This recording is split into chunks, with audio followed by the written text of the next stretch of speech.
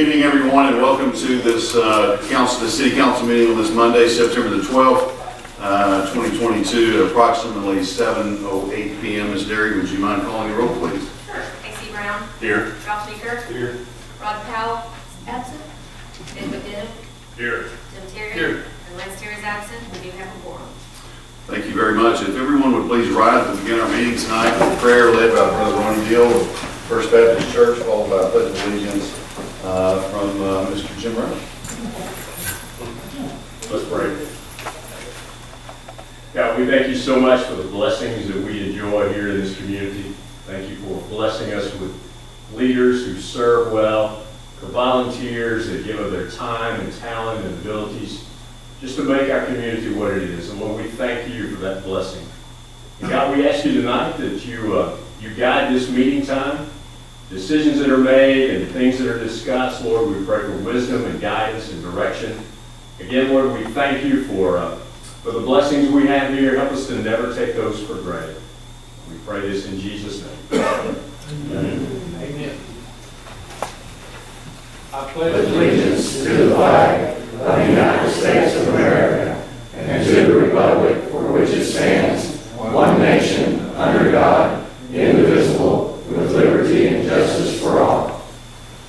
Thank you. You may be seated. Just want to say what an honor it is to have two Bulldog voices here tonight. As always, Tim Terry voices Bulldogs, and the PA announcer, Brother Ronnie Deal. That's right. You're welcome. So, moving along, I would ask the council to consider the approval of the minutes for the August 8th, 2022 regular council meeting.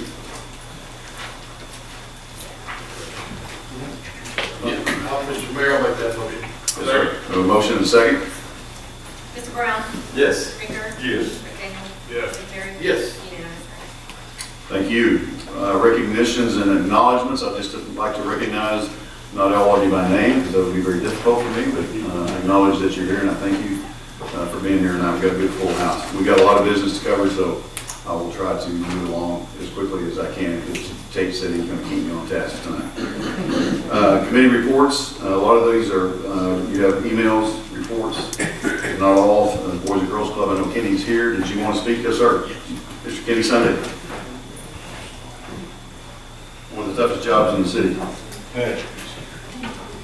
Most rewarding job. There you go. Hey, just want to say thanks again for everything y'all done. Give you an update. I've been here in about 4 months, and that's unusual for me, but work and COVID and all that has kind of set me back a little bit. Just give you an update. Our parking, the back parking lot, and also our front parking lot where we have the underground spring is going to, they're going to start on that middle of October. As soon as they finish the front parking lot, our board has set aside the funds to go ahead and seal it and restripe it.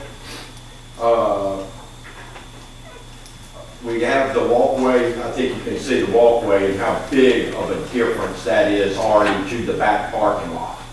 Okay, that's a big thing, because all y'all know it's been pretty muddy out there for 60 years. The drainage, we have had that done, so now where the underground spring comes out in front of the concession stand, it flows all the way out now. So that was a big, big thing for us. Our board has also put money aside on the front fence. We're going to take down the chain link that's separating the parking lot from the fields, and we're going to put, it's aluminum, looks like wrought iron, black across there. I mean, just a really nice curb appeal on that. We're going to meet in the morning and decide. That's going to cost us about $8 grand to end up getting that done, but it's something that needs to be done. We're also going to upgrade our infields on our dirt. We're going to add some, we have enough clay in there, but we're going to add some red crusher dust in there and everything. So we're real happy about that. It's booming. Our soccer program, we got 28 teams.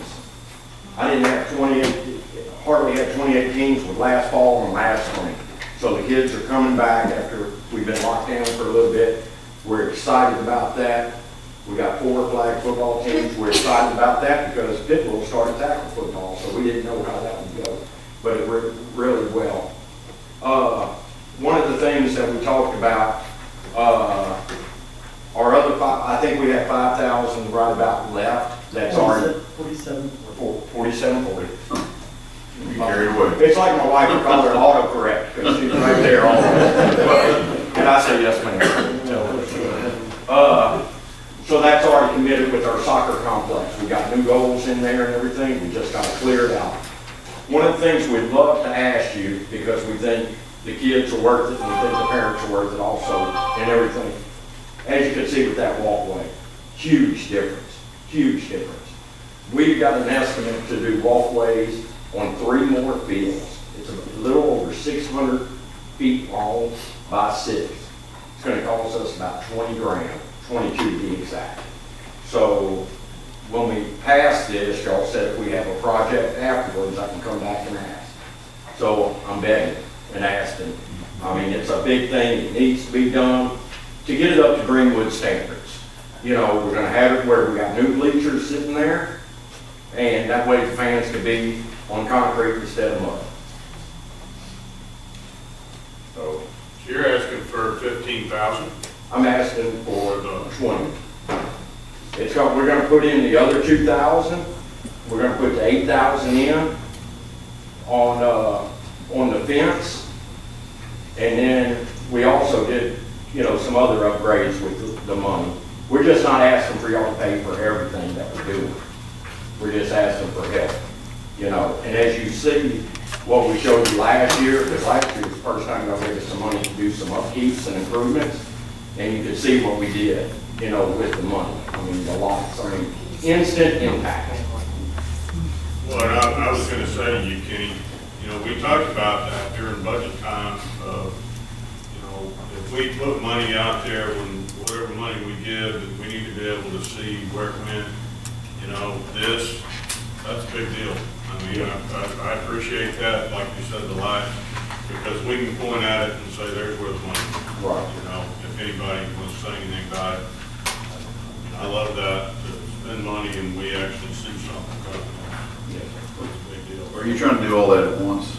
The fence and the remains of the sidewalk? Is that Right. your goal? We're doing the fence, but like the sidewalk, they just got it all done, so while the iron's hot, and we got them, because if you do anything with construction and everything, it's hard to get them out there and get them to do it. So we actually had them leave some of their stuff there, hoping that we could get it done. I'd like to say a personal thing about this sidewalk. I was there, you may or may not know, I was at the club for about 10 years myself in Kenny's position. And he's twice as crazy as I am because he's state 20 now. Yeah. But that is huge for visitors, especially. We kind of get used to it ourselves walking down there in the mud and just kind of get used to it. But for visitors to come from out of town and play at your complex and not have to trek through mud is a really, as Dennis said, is a really good thing. Yeah. And I'm excited to see it. Great. Tom, have you had an opportunity to review any of those first? We had a talk late, last week, Friday, I think it was, and he mentioned that he would be looking to come back with a number, but he didn't have anything specific yet. His first I've heard of the number. This will take a budget resolution on your behalf, and it will take a vote of your council to approve it. But I have not looked at any numbers. I can't give you an educated guess as to what the impact would be based on our revenue stream and what I know everybody else is looking for. So I need some time to do that and get back with you. We talked about tapping into the A and B on these kind of deals a few times. What would be the status on that? You just mentioned visitors coming back and then coming back again when they see the new upgrades. That sounds to me like we're promoting the town. We are, but we've had this discussion where we used to get money from the A&P and then they changed it up. And I don't know if Mike got it to you, Mike, or Rod, you know, because I went to them.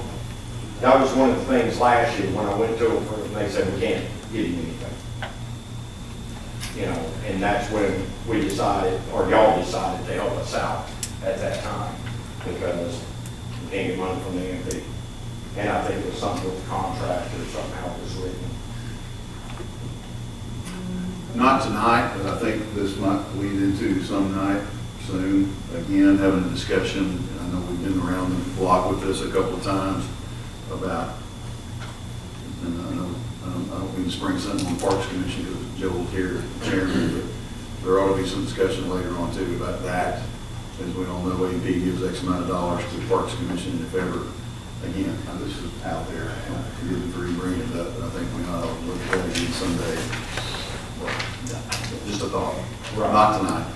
Well, and you know, a nice park, we all know, any nice thing, you like to go. And if we don't upgrade, and I'm telling you, you know, we struggled for years. And after '08, when '08 hit and Whirlpool closed down and everything, things went south quick for nonprofits. Like, you probably can preach that, about that too. And, you know, now if we don't do something nice, the kids are going to continue to go where you got somebody who's going to get $2 million in Fort Smith. To keep them here, and then they eat here, you know, they save on gas, they save on time and everything, and we can give them a quality product. I think it's a win-win for Greenwood, and especially families moving in.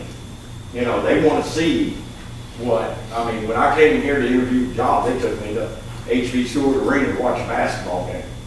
And boy, I was blown away. I could not believe a town this small had a stadium like that. Unreal. But anything y'all do for us, you know I appreciate it more than anything in the world. And I know my kids do too. So, but I want to say thank you for everything y'all done for us. Kenny, that might even, I don't know, trust me for council, that might even be sometime if their desire to call a special call meeting, have a little study session on just that. I mean, I know it's just a month away till our next one. I don't think you should eliminate the ADP. I think we've had this conversation with them. Yeah. And I think that it is an advertising and promotion opportunity for them. Question is, they had some excess monies, and I'm not sure if they would do it, but it wouldn't hurt to at least fill out a grant application for them and present it to them. When is the next ADP? Next month. October 2nd. Yeah. Oh, I already know I'm going to see them too.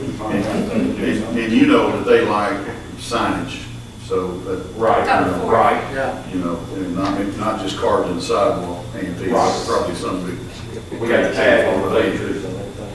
We got from Yeah. them in the past before Yeah, all of a sudden.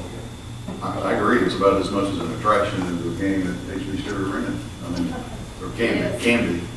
Yeah. Anything else for Kenny? I'm gonna hand this back to you, and I think people in the crowd might want to see what you're doing there on the sidewalk. The hang-up was back then, with using AMP funds, was when we tried to make it part of the parks department. In other words, a steady revenue stream can't happen, but we can pay for improvements. Okay. Well, I just know. You are. Jim, you come Mike though, sorry. Reintroduce yourself to us. Thank you.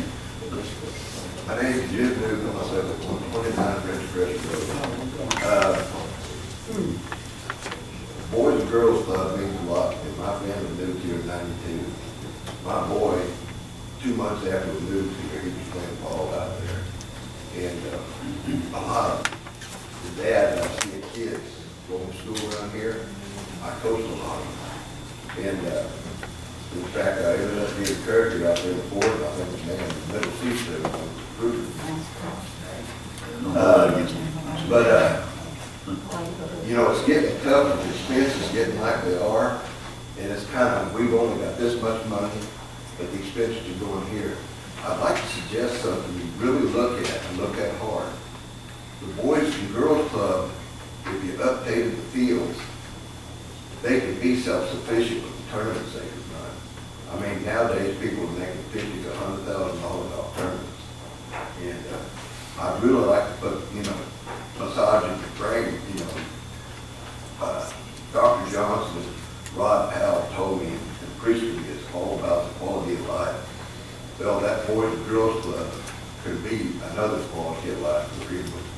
I just wanted to say that, you know, thank you, Matt, because if it's upgraded, they could be self-sufficient and all, 100%. Thank you, Mr. Google. All right, moving on to SRCA. Did you want to speak tonight? Okay,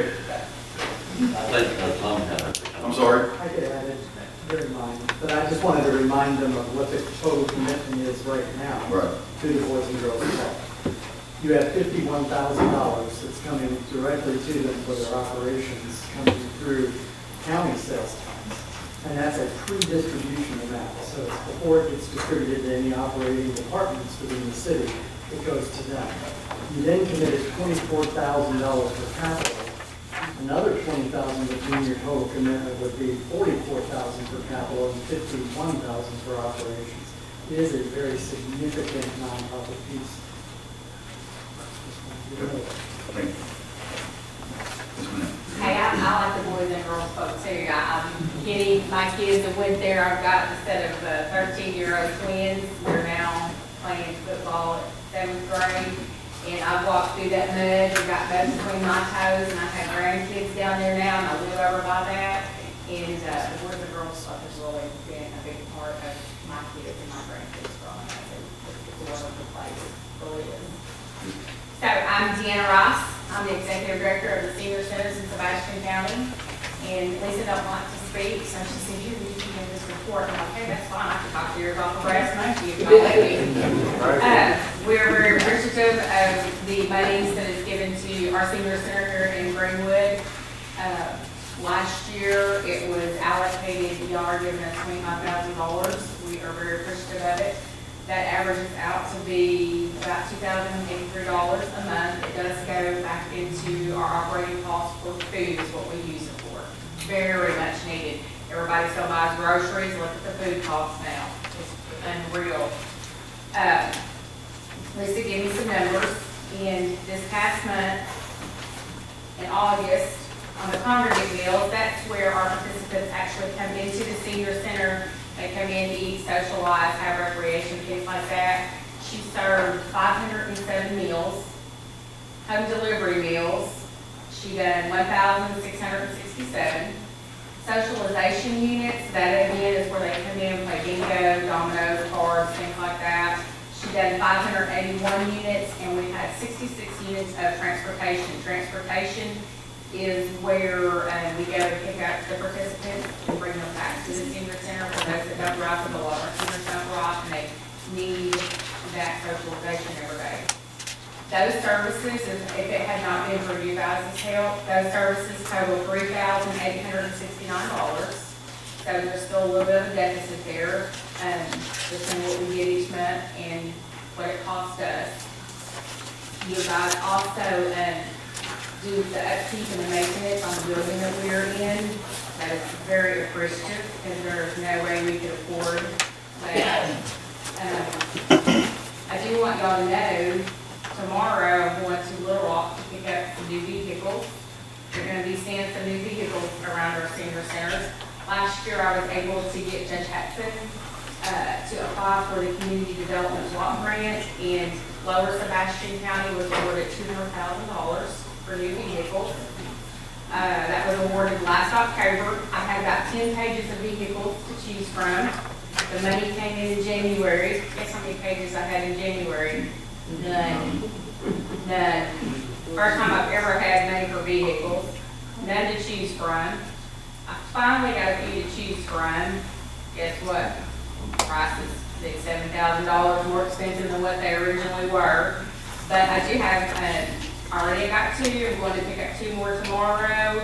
I'm hoping to get about 4 more with my monies, and they will be down here in Lower Sebastian. So you will still see, some new vehicles. I don't know if y'all think I stole them or anything like that, because I know how poor we are. But, the county helps us out also. We are very appreciative of you guys' help. And we'd like to see y'all come down here to the senior center anytime. What kind of vehicles are you getting? Listen. I'm sorry. Vega, we get to Vega? Beggars can't be choosy. I hear you. I got a couple of 15-passenger vans. I've got a Ford F-150. Hey, some of these places. New? Yes, Okay. brand new, yeah, but I'm paying the price, well, I sure am. I'm gonna ask the judge, for another community development law grant. Are you gonna let that gentleman drive a new vehicle? No. Oh, my goodness. Make sure that is on the record. Oh, my please. goodness. Yes, no, Frank Patrick will not be driving. Frank, I my can't new believe vehicles. She's not gonna let you drive the new vehicle. No. I just want to tell you, Mayor, Yes, and sir. everybody else in here, Yes, sir. this 2010 Dodge Mini Caravan that I'm driving, Yes, sir. it's just rolled up on 170,000 miles. Hard-earned miles. 70,000 miles. Appreciate what you do. I see you all over town. He will not give me a meal, no matter how much I beg. I love what I do. I know you do. So for the people. Appreciate your service. Thank you, sir. All right, Parks Commission, I know Mr. Goldstein wanted to speak for a moment tonight. Mr. Mayor, City Council, Mr. Terry, Mr. Hamby, you all have a copy of the director's report in your package. I just want to call your attention to one item. It's under the low water bridge, if you're following along. The last part, we'd like to move some funds, $30,000, to be used on a fishing pier at Greenwood Lake. I've already spoken with the contractor that will build the fishing pier, and I'm waiting to hear back a quote. Well, this has not been approved by the Parks Commission, so that should be scratched. We'll discuss that with Tammy when she comes back. We have an iron bridge being situated down at the city lake. There's bulldozers and all kinds of equipment out there to build the approaches to the bridge. And if we did do a dock of some sort, I would wait until the bridge is complete and we know what's going on as far as dirt work, and maybe consider it at that time, but not at this time. Thank you. Okay, thank you, sir. Water Wastewater Commission, Mr. Cole, did you want to speak? Nope. You want to go home, don't you? I want all these people. Oh, okay. You have a report, I believe, from the Water Commission. Again, if something's missing from your packet, gentlemen, let Daniel know. We'll get you squared away on information.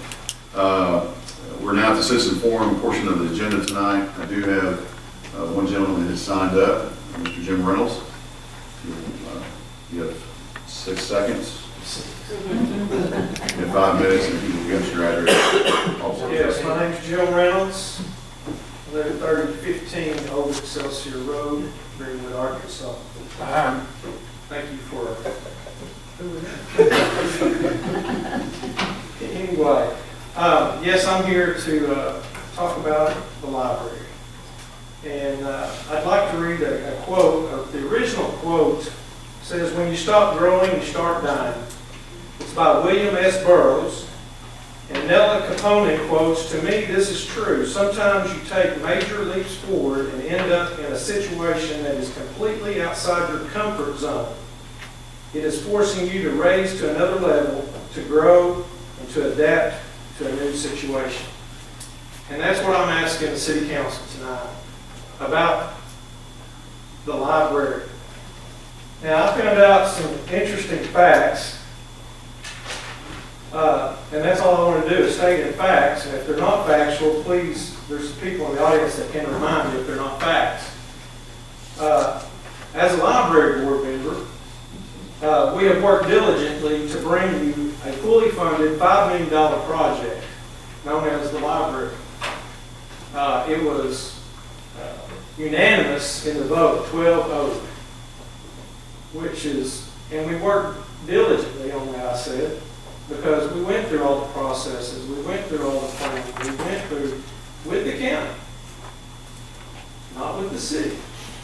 And so I appreciate you all going through this process, because it is a process. And I'll tell you the truth about it, I didn't know if we could get it unanimous. I thought we were going to be still at the court trying to get that passed. And when that passed, I thought, it's a done deal. And then we come to the city, and it's not as done as I thought.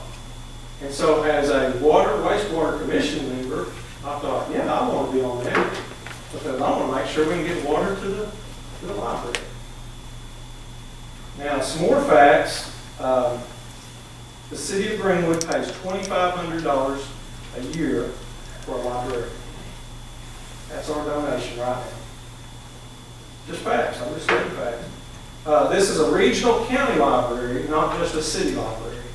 And that leads me, you know, I hear all the time a lot of the people that used to walk down from school and go to the library. So I said to our librarian, would you please keep statistics on how many people walk to the library? Because I want to dispel those rumors and gossip. And what I found out was, in the last month, from August 19th to September 10th, there were 1,274 visits to the library. I'm just going to let you guess for a minute how many walkers we have. 2. 2 walkers. So I understand that's the way it used to be, but that's not the way it is now. So let's just spell that one. Construction is scheduled to start on the library March of 23. I got that information today. Turning dirt will start much sooner, and that's what a lot of people have been waiting for, is the turning of dirt. I've got quorum court members coming to me right now, when are we turning dirt? I didn't want to tell them. I avoided them for a long time because I wanted to make sure everything was smooth, and then I had information to go back to them and tell them. And so I waited. I can't wait anymore. They're wanting to know. They want to know when they can turn dirt. Just facts.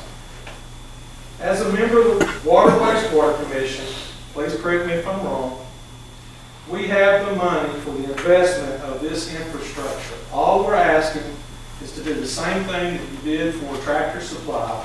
Just run the water to the property and let the developers and the business owners develop the property. We're not asking you to develop the property. We're asking you to get water there and let them hook on and do all the improvements. That's it. Our census of 2020 was 9,516. I've heard out there numbers that we should have been over 10,000. Well, the only way you get over 10,000 is to improve the life of your citizens. And this improves that. And we're starting to build some houses. And that's how you pay for everything, is the taxes that will be coming in off that. And we have taxes. And Tom's already told us that that property out there at the curb, and I'm just talking about the Brahms and the library. That's it. I'm not talking about what that's going to spur as far as further development. But that's going to pay itself. So we are making an investment that's going to repay itself. This spelling road. The city of Greenwood has invested. It's interesting, tonight was Boys Club, Girls Club night. But we've invested in property across Highway 71. I'm glad. We've invested in the Boys and Girls Club. We've invested in a future fire station across the Highway 71. And I'm glad. Because I'll tell you why I'm glad. And this is just my opinion. I get to invoke my opinion. If we don't get out there to the intersection of I-49 before they start building, it's a travesty. Because that's where Greenwood is going. We better get to Jenny Lynn before it's too late too, because Fort Smith will. And that's all after we're dead and gone. But what do you want your kids, your grandkids, and your great-grandchildren to know that you did? And that's going to be one of the most important things that you've ever done. See the big picture. I understand we have problems here in Greenwood. I understand we need improvements. But what's going to pay for those improvements? I have a house right now on Bell Road. It's on septic. I don't mind septic at all. I'm 2 houses away from the trunk line that went down through there. You can keep me on septic. I want that out there. And I hope our citizens that are sitting out here in the audience want that as well, because it's going to improve our lives. Thank you. Thank you, Mr. Reynolds. Appreciate you. Anyone else that did not get to sign up, I always ask just in case, that wanted to speak tonight. Good? Okay. We are now to financial report. Mr. Marsh, Did I sign it? you did sign up. Oh. You signed up when you started 5 years No, ago. that's. Just to give you the quick highlights, because there's a lot on the agenda, and we have the full report in the package. City sales and use tax growth was same period over same period was 13.9%. Cumulative growth from 2022 over 2021 so far for 8 months was 8.2%. That is 2.2% above budget. The growth from the county sales tax, same period, year over year was 20.2%. The cumulative growth so far this year over last year's growth was 16.5%, so we are 6.5% county sales tax above budget. It's excellent. Advertising and promotion tax revenues, the same period growth, this 2022 over 2021, same period, 13.52% increase or growth. Cumulative tax collection for the year 2022 is at 7.4%. or a 2.56% decline from our budget of 10%. So we're a little aggressive, but that number, that negative 2.56% decrease in our A&P is actually being reduced from what it was the last period. If you go back and look at last period, that's actually gotten better.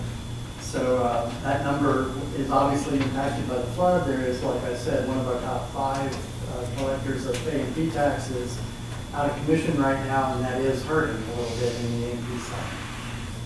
As far as cash flow is concerned, there was a net decrease in cash for August of $250,000. The year-to-date increase in cash for the city is through August $1.8 million. Our current fund balance for all funds as of August of 2022 is $17.6 million. We are, just to give you some comparison, we budgeted for the year, this year, to end with a fund balance of 13.3 if all projects and all budget expenses and expenditures and the revenue streams were in keeping with our actual budget. We would have ended with a $13 million fund. We're right now at $17 million. That is an 11.49% or about 11.5% growth. We were budgeted to have a 15.3% decrease in that fund balance due to the projects that were capitalized, projects that were on the books. Our net income is right now for 2022 through August at $2.3 million. Our water sewer AR revenue adjustment is to true up the accounts receivable in our water sewer department was $76,000. And our ARPA funds, which I removed from that because it is an extraordinary item, is $975,000. We did collect that in the month of July. So our adjusted net income is $1.4 million from operations, excluding our extraordinary item. As far as the capital expenses are concerned, $1.569 million has been spent so far through August 2022, all departments. Our budget that has been adjusted for new resolutions that you guys approved from 2022 was $6.8 million, so we have spent 22.84% of our capital budget so far through 8 months. There's a lot still going on right now, so I don't know what right now the early September numbers are, but you're at 22, right at about 23% of our budget for capital spent. Tom, do you have any projection of where that number will end the year as far as percent of the capital budget used? And then also what percentage of money will actually carry over because of ongoing projects? I would think that based on our pace and what I know where the projects are right now, we're looking probably about 45%, no more than that. And that means 55% of what we budgeted will carry over. was all of that money, though, is probably not carried. I'll tell you, when we do the budget reviews, I do tell you that the way budgets are done, they budget a project, but they don't budget it by a breakout of multiple year costs. And that's the way I would like to see it in the future. I'd like to see, we know we're going to have a $3.5 million project that we're doing. It's going to take engineering first year, it's going to take probably some of the startup costs in the second year, and the third year we're going to finish it up. So I would like the cost estimated for each of those years, so that we know it's a 3-year project, $3 million, here's first year, here's second year, here's third year. So that we know cash flow wise, or I know, what technically from the coffers would be required in future periods, but also what's idle cash. And that idle cash can be reinvested. There's probably some percentage, though, that we budgeted that just won't happen. You know, projects that maybe, you know, got scrapped, or, you know, like the bridge that Joel was referring to, you know, or something like that. You know, just abandoned projects, or the mayor's trolley or something. Well, I will tell you that we are starting, and you will see in one of the agenda items, you're going to see a reapportionment of some of the savings from one of the budgeted items in the sewer area, or wastewater area.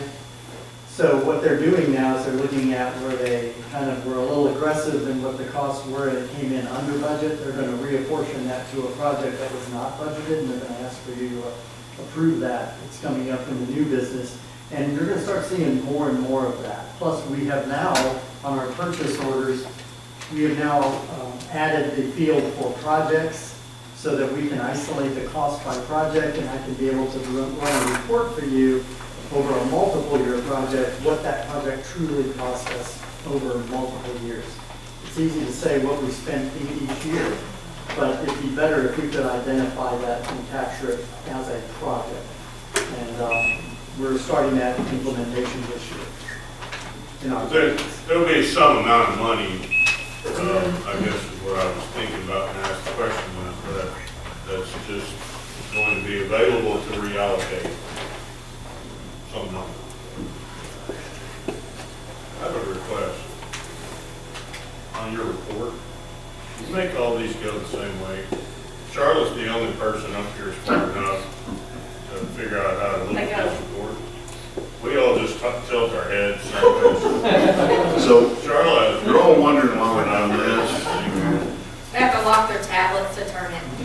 They get a report where it's a landscape, and in order to PDF it, you have to do it that way. So I could, but it would be much smaller. Can you expand it with your fingers? Yes. They can, it's Okay. the turning. expand it, but It's the it's sideways. That's the problem. So we all need, Yes, Daniel, we will definitely accommodate. When they turn it to read challenge. it, it goes back. we all need 24-inch screens too. You need to go back to paper. First world problems. Yes. Yeah. Just say, I will work with Charlotte to make sure you get something that's easily read. I think it can be scanned in maybe. Orientation is the same as everything maybe. Orientation, that's the word. All right. Anything else from Mr. Marsh? Legislative audit starts Monday.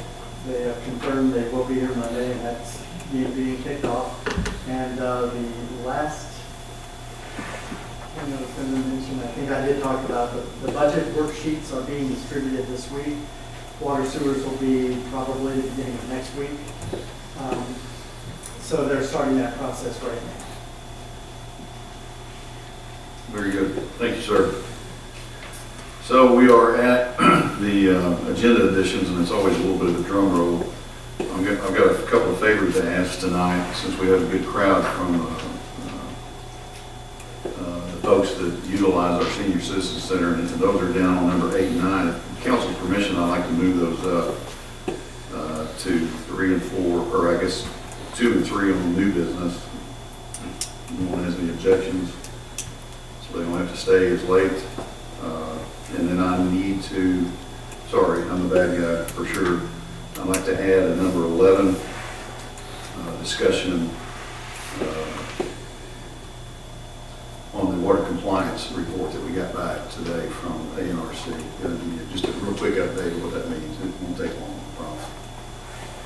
So ANRC water compliance discussion. Everybody okay with that? Sure.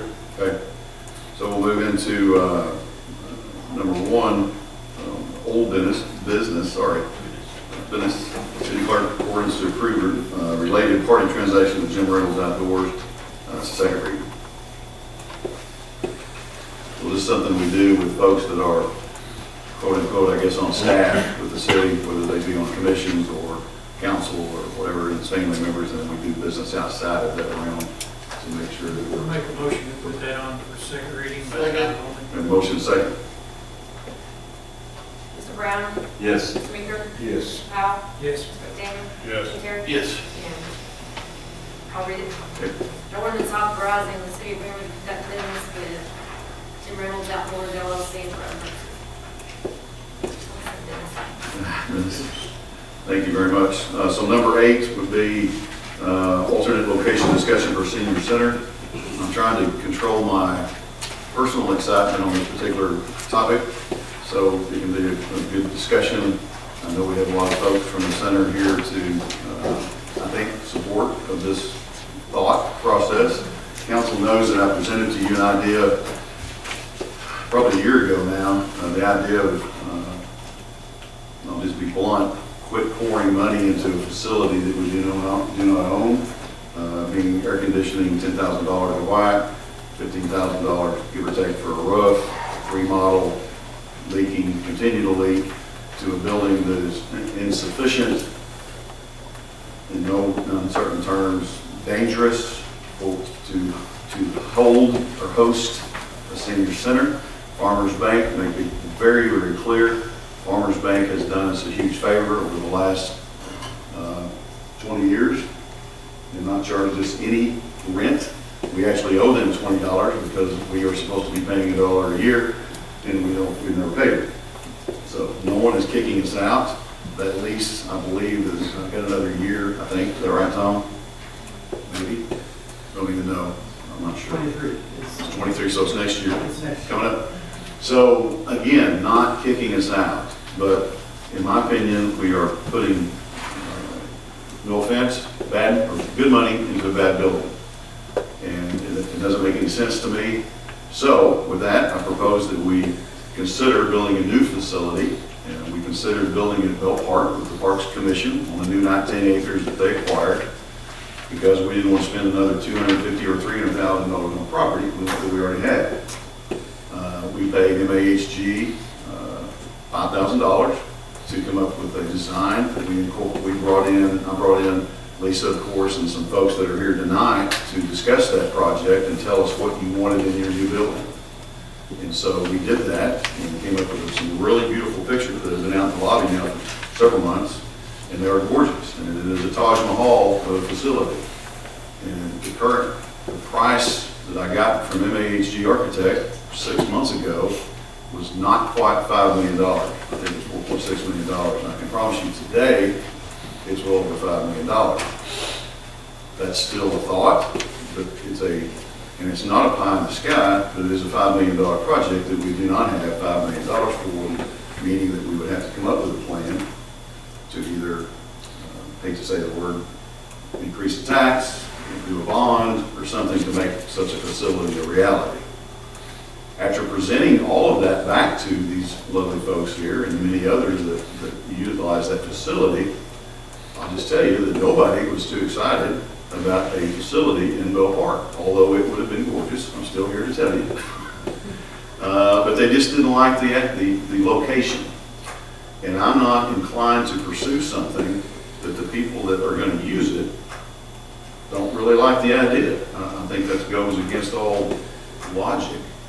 Just I wouldn't encourage the Boys and Girls Club to build a tower out in the middle of the field if they didn't want one. So, as fate would have it, I suppose, we've still got the picture, we still have the thought, we don't have the funds. Although, anyway, so moving on, I got a call about a month ago now, from a friend of mine, Doug and Debbie Ralston, just to tell you. And they wanted to know if I had did I know of the building on Highway 10 and 71, which is known as the event center, the gathering place, sorry. It's a 2-year-old facility, it is up for sale. And I said, I don't remember seeing it for sale, don't go out there that much. All I do, I actually live on Old Haggett Road, so I had been noticing, but I didn't know it was for sale. So, and the question was proposed to me, had I ever thought about that as a facility? No, but I immediately reached out to Ms. Shopak, who's here tonight, her husband, who's the realtor that owns that building. Reached out to the owner, Corey, who's here. This is the location where the log cabin once sit that burned, and then this facility was built back in its spot a couple of years ago. So I reached out to them, went out and immediately, I think the next day, asked to take a look, and was very much obliged by that, and was able to go out and look. There were some folks setting an event up, and I got to take a look. And my first impression was, this is pretty cool. I'd never been in it before. It's not, the facility that they're in now, the old bank, is 9,000 square feet, right at. This facility is, I believe, 47. So I'm thinking, that's maybe not as big, but I do know the bank much wasted square footage because it's a bank. It wasn't built for a center. So I thought, I'm curious enough to keep checking. So we got another visit to look at the building and thought, well, this would be pretty cool, but will they want it? The most important thing of all, will it fit their needs, and would they even want to be there? I was no more pleasantly surprised than I was when I went back to these folks and presented this idea to them in fear of them looking at me like I was crazy and saying, no one wants to drive a mile and a half toward a major highway to go to the center. Well, Miss Dorothy Nixon, if I may pick on her, who was the sweetest lady in the room, minus my wife, of course, Miss Dorothy, lives halfway there already. And she goes, oh, we have to have. So I spoke to the folks at the center, including Lisa, of course, and Dan, and said, how about we go take a tour of this? I want everybody that can go, and we were planning on loading up vans and whatever we can get to go look at it, because I want their approval, and they need to want this, or if they want it. So we did that, we planned it, we didn't have a van. All of these people drove, by the way, out there, and we had a really, really good tour. Miss Fair was there to show us around. We looked at the building, we sat in the middle of the dining area, what would be a dining area, and talked about it, and had a great question and answer. And I was really much pleased with the idea that they were not afraid of driving. It's a mile and a half, literally, from the building they're in now. The traffic that they deal with in front of the building that they are now is nothing less than horrendous because of all the craziness. They do not, this building sits just at the light. You don't go to the light, you get off the highway. So if you know where it is, you know what I'm talking about. And if you don't, I encourage you to go take a look. So we had that meeting. They're encouraging me to buy it. Somebody told me to get a check, write it. So what I presented to them is I'm presenting to you now, council, and I didn't do it. I didn't feel like I did this backwards. I felt like I should not talk to council, even try to encourage them if they don't want it. Because if they don't want it, there's no use in us talking about it. They're very excited about it. I'll let them speak for themselves if they like. The building list, forgive me, approximately $800,000-ish. I may have just got the price. I don't know. And so there's that. No one is expecting, I've made it clear that the city, will negotiate the best we can on that. The building needs some additions to it. So I've already, Hunter Michaels and myself has already approached not to get an official, it's a quote, if you will, an idea of what it would take to rehabilitate this building to make it perfectly ideal for these folks.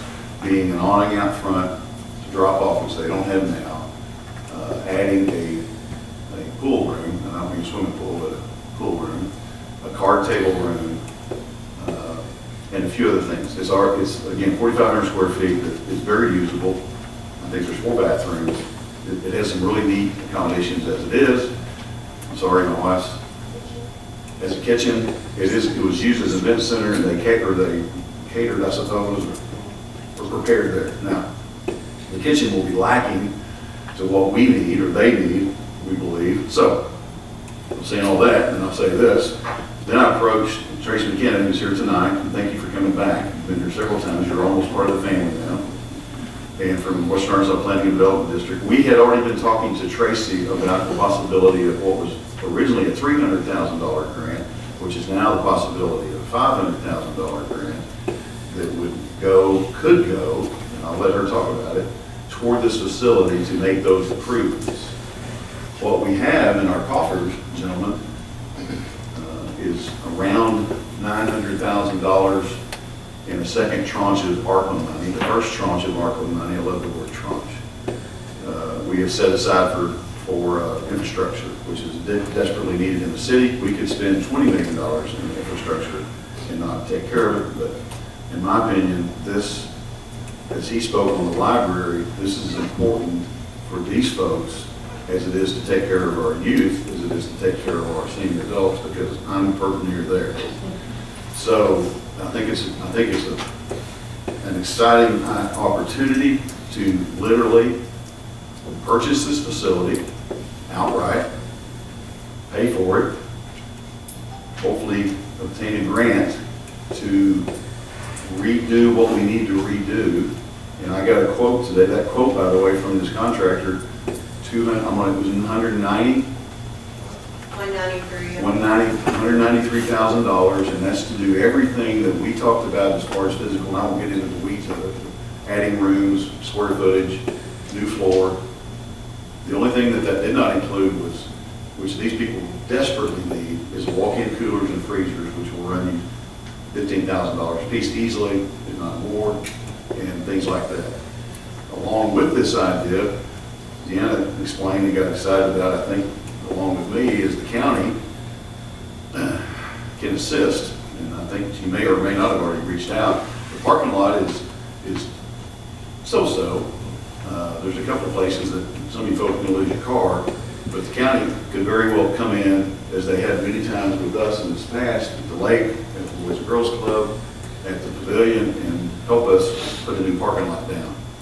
Because they're kind of responsible for these folks too, right? Put the judge on the spot, and the new judge. So I think there's a great opportunity for them to assist. I feel like things go along in just mediocre, and until somebody has not me, until there's something new to present, people don't, it's not that they don't care, they just don't know the need. We're going to present a need. I've got the chief here tonight. I mean, he's here anyway, but he knows, he could speak on the non-compliance ability, if that's a word, whatever that is, over at the old building. He has not been in the new, what could be a new facility. He will be as soon as we get in to take a look at that. But the $500,000, I guess my point of all this is we can pay for it with your approval of this ARPA money. It's ours. We invest in it. It sits on a piece of property that's 2 acres on the highway. It will be 3 miles from I-49. It will be halfway between us and Greenwood. There's no doubt in my mind, I'm not that intelligent, but that property is not going down without you. That property is going to fivefold someday. So I don't think this is a bad investment. I believe our finance director will agree with me, and hopefully tell you if he does or not. I didn't ask him to agree with me. I just present facts to him, and he's quick to tell me if he doesn't. So I don't think I've left anything out, have I? And I'll let Tracy speak on the grant, possibility of that grant, if you'd like to hear that right now too, so we can kind of get that done on that, and then the brick one too. That's my desire, is for us to consider this. The city would own this building and Correct. therefore maintain Everything. Everything that we're already maintaining, we would just own the facility. I don't see it as a temporary fix. I think if you invest say you got a grant for 500 and we invested the total 500, meaning we would invest approximately $1.5 million in the facility. It would be not the Taj Mahal in Bell Park, but certainly a very nice facility and one that they like, and one that they like the location. And one of the first things these folks ask me, what about the folks from Hartford and Hackett and Mansfield that drive by here? They have their own facilities, but I promise you, if this one's sitting there, they'll also utilize that facility. The exposure of it out there would be, I think, amazing. It is, I'm just laying everything out that I can. It is not in the city limits at the moment. It's in the county. We are contiguous from Greenwood all the way to 71. On this, in fact, the north side of 10 is all in the city limits. But the highway, we are contiguous with the highway. Therefore, this property, according to my planning department, is contiguous to annex. And the gentleman, now, there is one little, and I call it little because it's 3-inch.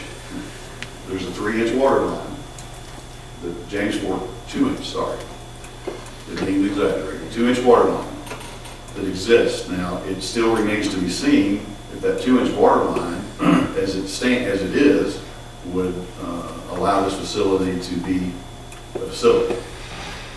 The chief will expound on that as we move farther along. If you're interested, I certainly hope you're interested to further look into this idea. That's one hurdle. I think that's the only hurdle I see, and I'm pretty optimistic about this, pretty excited, because they are. They're excited. So I think that's all I have. Chief, you don't necessarily have to speak on the other facility tonight. I think if you want to get in the weeds of what that's lacking, where we are now, I told these folks, I didn't mean to scare them, but I said, you're not very safe over there. The cooks are certainly not safe. There's nothing safe about that building. So that's my idea. When I say mine, there's other people involved, and I think they're as excited as I am. So, any thoughts? With the bypass, how's that going to impact the traffic there? So we've talked to RDOT already, and I don't want to assume anything. We will get stakes in the ground of the 5 lanes that it's going to widen to. Because the last thing I want to do is spend even $1 million on a facility and then RDOT come along and chop off the end of it or lose half the parking. I'd like to think, and I haven't got the answer specific, and nobody's come out to drive the stakes in the ground, but you'd like to think that the gentleman that just built the storage buildings out there did his homework, and his building is actually, I've never stood back and looked, but it's at least protruding as close to the driveway as this building is. So I would hope he hadn't invested however much that was, not knowing. But I would not encourage us to pay for that until we found that out. Now the traffic issue, as I've explained to these folks, it would be a 5-lane highway. Now that section of highway, which I'm excited and ready for that to be done when they do phase 1, but RDOT reminds me every time I get too excited, that's called phase 2, and they literally have still on the map as funding becomes available. This phase, we're funded over here. Phase 2 of widening 10-5 is funding become available. I'd like to think within a year or two of that being built, they'll have it. But what I explained to those folks was that there will be much more, other than local drop-off 18-wheeler, all of that traffic will be going that direction. Good news is it's 5-lane. Theoretically, they can get in the inside lane, if you will, go all the way out there.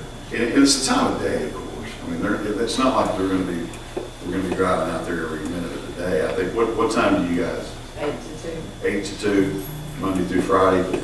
So they understand that highway, which will be doubled in size, will have obviously more traffic. And all the truck traffic that we hope that will no longer be coming through town, other than local.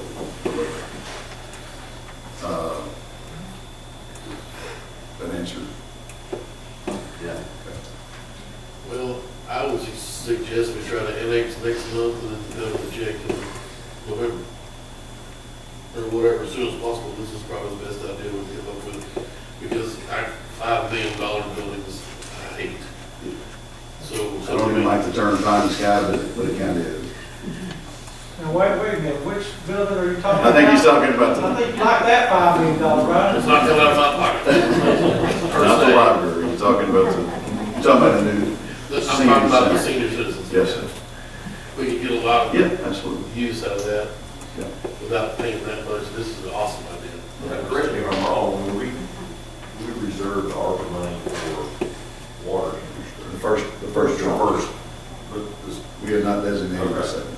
We filed a compliance report as required March of 2022, and we designated it as the standard allowance for revenue replacement, which is a general purpose. It's in the final rule.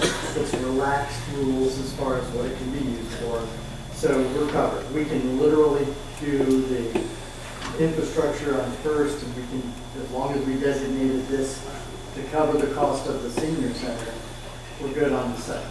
One of the first things I do with any bright idea, I like to think, is I go to Tom and say, one, find me $5 million for a bypass, and he did. Two, went to him and said, what do you think about this? Let's check with the municipal league, and he's the one that got that. And which was the second one? Same. 975. Same, they're both. 975. We have it now where it's. Yes. Okay. All in that. Don't we need to do a resolution to bring that in? You already did. Yeah, Did we already? Yeah, we Do already. both of them, or just one? We did the other one in July when we got it. Did we? Yes, ma'am. I just wanted to say that our senior center program is a one-of-a-kind program. There's no other agencies or organizations that do what we do, and our senior centers are very, very important to our communities. I used to be over 9. I'm currently over 7 in Sebastian County, and I'm currently now going to have to answer to Mansfield and Parkwood and stuff for what you said about that being on the highway. But, Sorry. you know, we do this every day with our seniors. We love our seniors. It's a calling, it's not a job to us. It is a program where we are there for our seniors. You know, they're our grandparents, our mothers, our fathers. We help those when they're shut in. And I know, I was sitting there counting my fingers just a minute ago. I was telling everybody, you know, I've been here doing this for 20 years. I've actually been doing this for 24 years. I know I have come to y'all before with issues with the bank, and we are ever so grateful to the bank. That was before my time. I had no part of that. But I do just told y'all, it's not fair that you guys, you know, are having to be out all that money for something that you do not own. They have been very gracious to us, to allow us to be there, and lock in at all their years, stuff like that. But I really feel like that we're kind of getting the bad end of the deal, and it is not safe for our seniors. It's really not.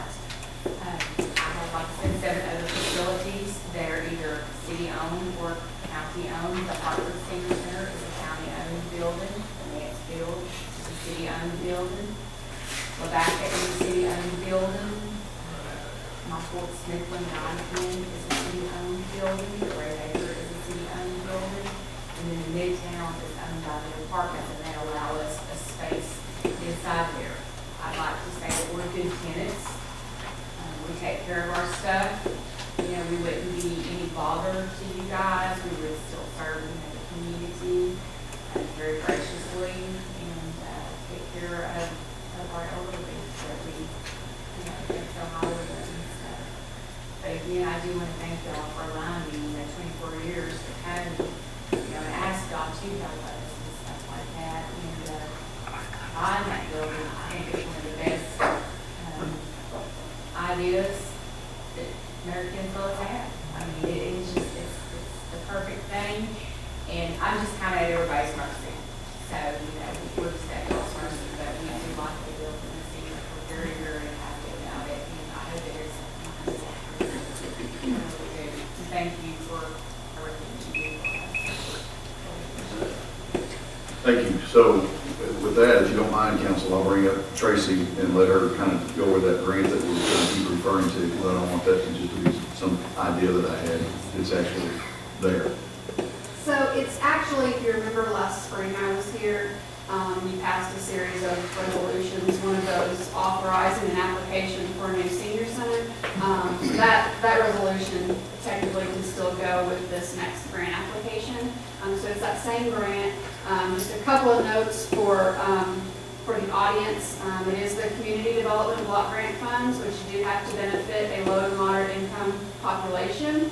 So, you know, the Boys and Girls Club has been discussed here, the library has been discussed here. Those types of projects would be eligible for CDBG funds in another community, but not Greenwood, because Greenwood as a whole with the city limits does not meet the 51% low to moderate income requirement, but senior citizens are 100% low to moderate income. So the senior center is one of the only type of projects that the city of Greenwood could use the block grant funds for.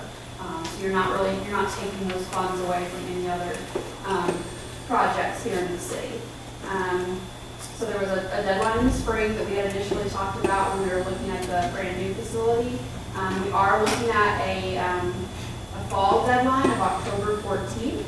And I have already told the mayor that if the council approves the purchase of the building, then I'll do everything on my end to get that application submitted, you know, for that October deadline, so that we're not having to wait again for the March one.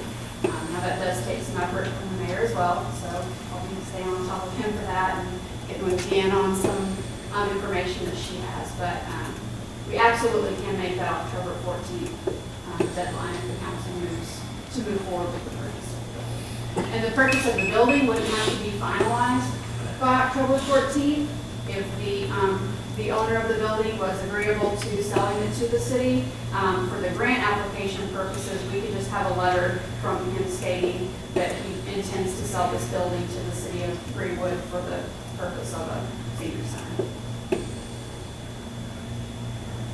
Go next to Bryce. I was just wondering if, have we ever approached NAHD about what it would cost to renovate the existing senior citizen building? No, because it's not ours. And the idea of putting more money into building it in our own seemed to be ludicrous. Well, I mean, if you get a extended contract like we got that we already had in place, you know, $1 a year, I mean, you know, it's the cost there, you know, I mean, that goes into consideration of, you know, renovation. I mean, if we could renovate this building for $400,000 and it suits the purpose. I believe when the mayor first approached me last fall and we started talking about the senior center, that was initially the direction that I thought that he was needing to go in. And then when I looked up that building on the flood maps, I believe it is in the floodplain, so we couldn't use CDBG funds at that location at all. And I'm not an architect, but I know MAHD well enough to tell you that renovation would be $2 million.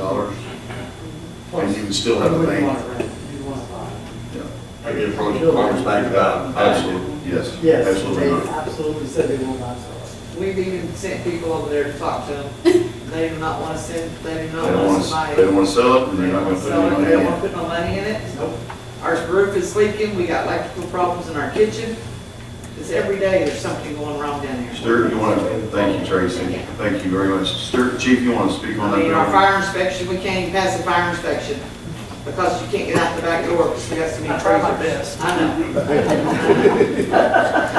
Question, so, like we discussed before, would this building still be available to use with other cities? So, yes, I mean, the folks here, we talked to the folks, and nobody's yelling at me just yet that that's a bad idea. Deanna brought it up herself, that all other centers are the same.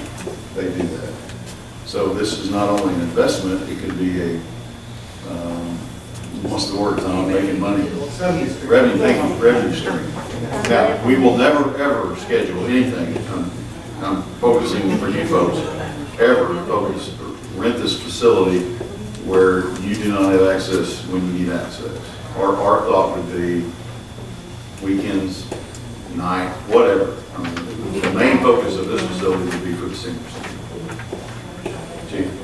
The current facility, the main problem is back in the kitchen area. If you go in the electrical closet, there's many boards, farmers banks had out front, digital boards and stuff. You go in there, it looks like a big bird's nest with all the wire and different stuff that fit in there. There's a lot of that stuff that had changed out so many times. You don't know which board's going to which and which electrical box. You go in there and say who's responsible for this, is the bank, is the city, is the bank, is the city. They kind of get that back and forth a lot. So a lot of times, last couple of times, it's been pretty good in there on code. The problem is it's still pretty big hazard. Another problem in there is where they have the cleaning area for all the utensils and plates and stuff. I mean, little things like a conveyor or something. It's all back there where the tellers used to be. Well, it goes back to a dead end, probably about 50 or 60 feet. And so it's a big fire trap. There's no way for anyone to get out. There's not a back door, there's not a back entrance, there's not a back way to the other side. And so, major code violation there.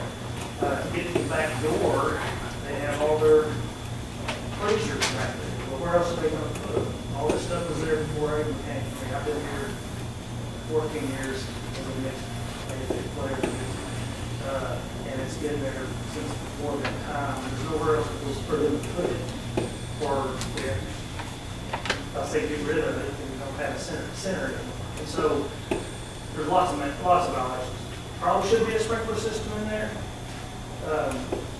As said, that was made a facility for a assembly before I became fireman. And so just lots of issues there. As you said, they really, besides the office areas and the actual area everyone sits in, those areas are great.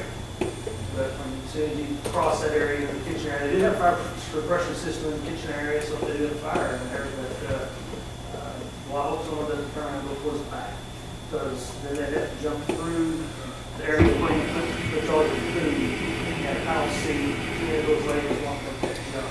I bet they could do it on fire, but just put it this way, it's when it comes to code, it doesn't meet that. Been issues for a long time. Hopefully we get some type of change or something. They can't do modifications because we own some building compared to what we're doing it. Otherwise, we're going there and say, well, just go in there and put some new doors in. We're spending money on something that's, we don't know. And so, that's not my concern. Most of the time I just want to say, you got to do it. But I'd like for us to have a senior citizen center because that's where my grandmother went full time I was growing up and talked about how great the center was when she passed out food every night. And so I understand it's the new facility area I have not seen yet. To just elaborate on that, the church that's down front had put in a retaining pond. State Fire Marshal came in because it was an assembly. They had put in a big retaining pond, a $100,000 retaining pond. I know because I had someone call me and chew me out for about 30 minutes and tell me where I was going because State Fire Marshal and I had a conversation. So it was about $100,000 spent on it, but there's a 2-inch line, so there's no fire protection on that building. The closest hydrant is right there at the Church of the Nazarene we have. I do know that John Dean, who put in Johnny Dean, who used to be getting carpet, knowing well, grew up carpet stuff, but he put in that storage facility right beside. He called me a couple weeks ago, right before I got back to work, and said, hey, I've done everything to code. I want to come into the city. He said, there's only one problem. You don't meet code initially. He said, why not? I said, you have no water supply. He goes, well, yeah, I didn't realize that.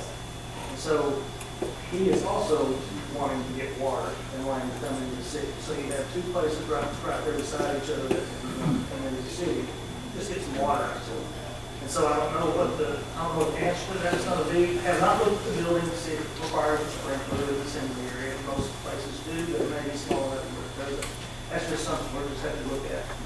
They'll have to put a commercial kitchen system in, food, and all that stuff. That's just like they have over here at the current facility. That's going to be in any place like that. But, with the type of funds that the mayor said that they're looking at grant-wise, I think that they're all be probably doable. The sprinkler system not that much money compared to the issues building, it's not a big building. So, our main concern would be water supply on that property, but maybe share that on, who knows? So, thanks, Chief. So on that note, kind of a joke, but not really. You know me well enough to know that I joke, but I also am serious about my jokes. The bond that the Church of Christ was required to build per state fire marshal, I thought, how cool would that be if you folks had a little pond with a dock on it that you ladies and gentlemen can fish out of and also serve as fire suppression. I don't know. I'm a dreamer. So, yes, sir. I do want to clarify one thing. We did check funding and Mr. Drake. We did authorize last year the account to be established as well as the dedication or the appropriation of the first tranche. We have not, because we didn't know what we were going to use the second one for. We will need a resolution to dedicate the second tranche if this is what you're going to be doing. What's on the agenda tonight is merely a discussion, right. So we will have to add that. Yes, sir. May I make a comment? Yeah, you can tell us who you are, man. Yes, sir. Jim Reynolds, 3015 Old Cecil Road. I just wanted to remind everybody that with the fire chief, what he said, we had said before at a previous meeting that to get that fire suppression from the Church of the Nazarene, when the ditch is opened up for the expansion of the highway going out that way, that would be a perfect time to put that. I know I talked to Lance, and that was one of his concerns when y'all fought a fire out that way to the house, maybe a couple of houses down from past the Church of Nazarene. That was a concern. And all of that on that side doesn't have any fire suppression.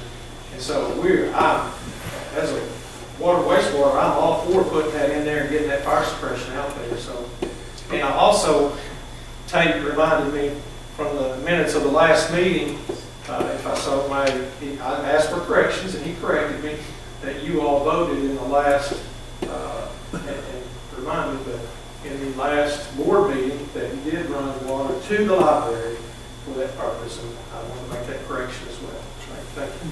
So the idea, so the bigger picture that we're talking about, and thank you for bringing that up, is the idea, as I've mentioned and others have mentioned, is that, and we've had I've had preliminary discussions with RDOT, as Jim just referred to, as they make the plans and gain easements on Highway 10 from Pinkbud, I like to say, all the way to 71, that is the time for this council, or any council, to consider putting water line and sewer lines out to 71 while that's happening. You don't want to come back and think Rod's a big component of not digging something back up that you just poured, especially in that highway, if I may, will remind me, somebody that knows what I'm supposed to be talking about, a 5-foot sidewalk on one side and a 10-foot walking path on the other, all the way from my house, if you know where I live, let's just say Pinkbud, I'm not there yet, but I'm close, all the way to 71. As that gets built out, that is part of that plan. So you don't want to go back later and dig up a 10-foot walking path and put a water to that. It's time to discuss that, and I don't want that to bog this down. I think the idea, as Chief pointed out, as we pursue and get the right amount of water there, if you guys want to move on this. And I've been challenged, by the way, as Tracy brought up, that there was in October, not trying to cram anything in anybody's throat, but to get that grant, or to get the possibility of that grant quicker than later, is to meet an October 14th deadline. Somebody that works in my office looked at me and said, that's not happening. I won't mention her name because she takes care of me. But so I have a challenge to get that done, and of course she knows she's the one that's going to get it ready anyway. So, And it's postmarked by the 14th. Yes, ma'am. Not received by. Yes, so ma'am. we're good. And I think it's key that it's not purchased, it's not closed, it's a letter of intent. Right, from yeah, a the letter folks. of intent. So you can have all the official documents to us for our October meeting. We could approve everything in that October meeting and you I'm can in get dead it. shakes from the audience, yes. Tracy's phenomenal on this. Yes, she is. She is Mrs. Grant. Phenomenal. Do we need to discuss the annexation or not? Well, I think the sooner the better. I just don't want it to, the thing about the annexation, and I don't, my annexation people are back there, is there's nobody to fight it, I don't believe. I mean, is that a bold statement? If we decide, if we want to annex this property along with Mr. Dean, who has made it public that he wants to be brought in and get services, right? It'd be like, our dentist out there or the. Dr. Bishop? It's an agreeable annexation, but it still has to go through the county and then to. Yeah. You're looking at 90 days. So I suppose, instead of asking the owner, who happens to be here also, to annex, now this may be backwards, because I get that way sometimes. If we decide to purchase it, we're annexing our own property. We have nobody to ask but ourselves. Is that county judge, who got one going out, and got one coming in, so. Yeah, and he's been accommodating to us on these issues. Mayor, has the county been approached at all about helping with this project? There's the answer right there. Yeah, I haven't seen him, Judge Hudson and. Now, when you say financially, I'm sorry, I think it's more about in kind. Yes. Yeah. Yeah, that sort of thing. They didn't offer $4 million or anything? Not. Not like, especially after just approving Not $5 yet. million library.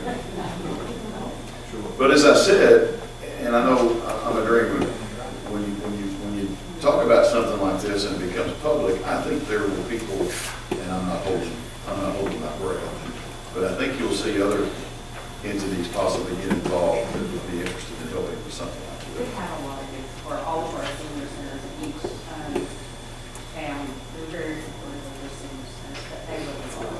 They've been around since 1976. I serve on the board of Area Agency on Aging, as you can imagine, looking at me. And those folks are, I have not given this information to them, but when I mention a new facility or doing something such as that, or anything close to this, I'm not saying they're really give money either, but that's pretty, they like it. They like the idea. Is there somebody in the crowd of folks that utilize this facility that wants to speak on this? Better. Now, y'all always got something to say. Oh, yeah, but Always. it's Well, that's okay, it's your opportunity. Well, I would like to see it in our lifetime. nice. And Bell Park would not be in our lifetime.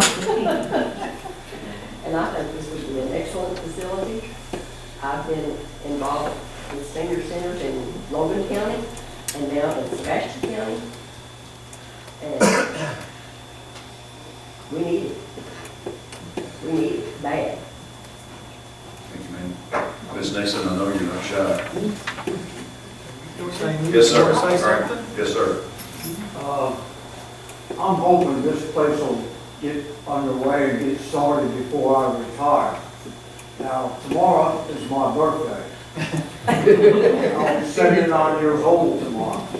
Happy birthday. As long as Deanna and Lisa let me work there, I plan on working there until I can't work there anymore. So I'm hoping that we do get this building and I do get to spend some time there. And thank you all. Thank you, sir. We employ our seniors also. I mean, y'all Getting a good deal. are. Well, you know, I'm not shy. I always have something to say, whether it's good or reasonable or not. But anyway, I just think it would be a great advantage for us and for the city. And of course, you could use the facility in the evenings. It could be rented for parties, gatherings, and so forth. And I just see it as a real plus for us. Yes, it's easy to get to the Farmers Bank building, but it is just so impractical and dangerous for our people. I'd like to see us have a new facility in my lifetime, and I just celebrated my 90th birthday.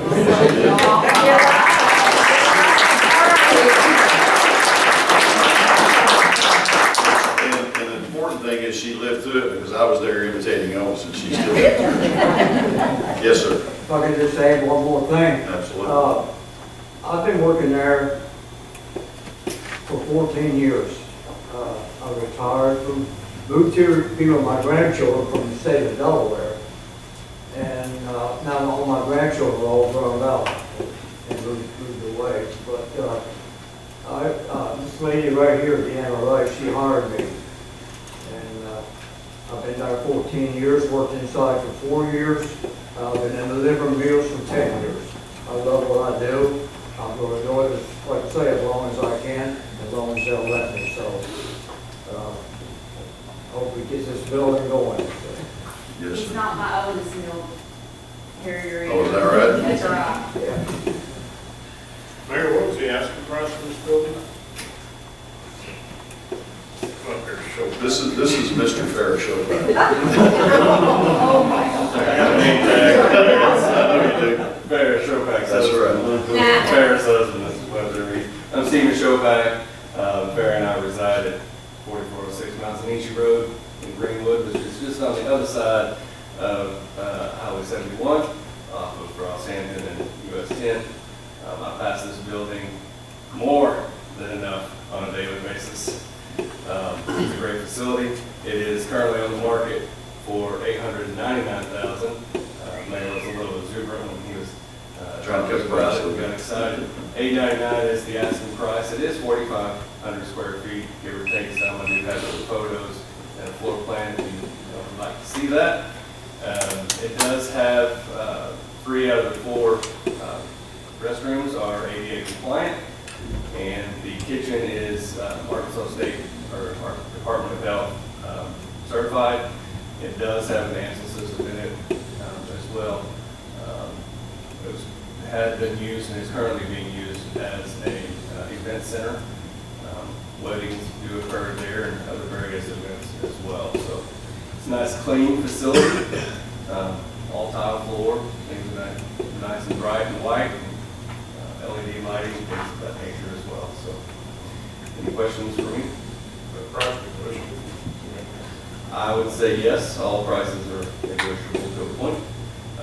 As far as comparisons go, commercial property is a little bit indifferent to comparisons. Not a lot of commercial sales occurring in Greenwood, Arkansas, but there are some land values just nearby that are also for sale. There's an 8-acre tract just down the highway to the south that a commercial realtor has listed right now, $450,000, and more than half of it is in a flood zone or a floodway. Is that in the creek or right there? It is in the creek, so right there.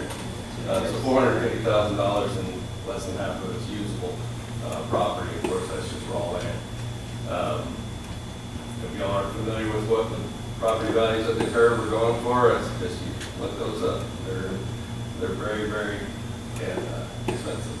So about $650,000 per tract. That doesn't include any infrastructure in that land value. So, any questions for me? Mayor said, just real quickly when he was introducing us, we do not own the building. We are the listing agents. Corey and his family own the building, but Farrah and I are the listing agents for the real estate.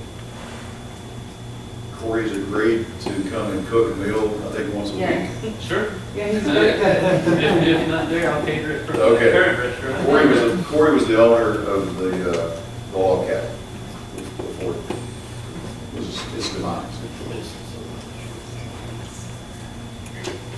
Anybody else would like to speak? My 2 cents, I've already given you about $1.50 worth. This project is very near and dear to my heart.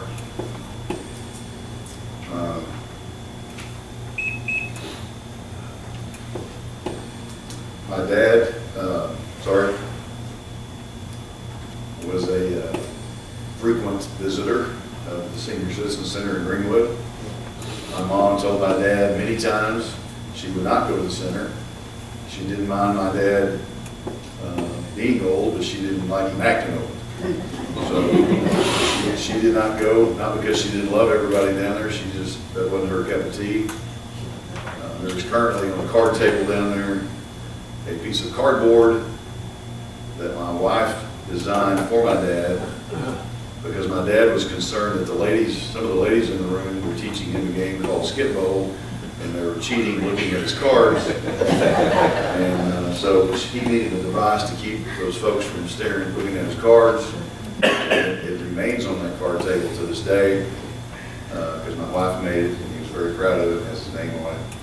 And I would ask that if we make this happen, that be moved to the new facility.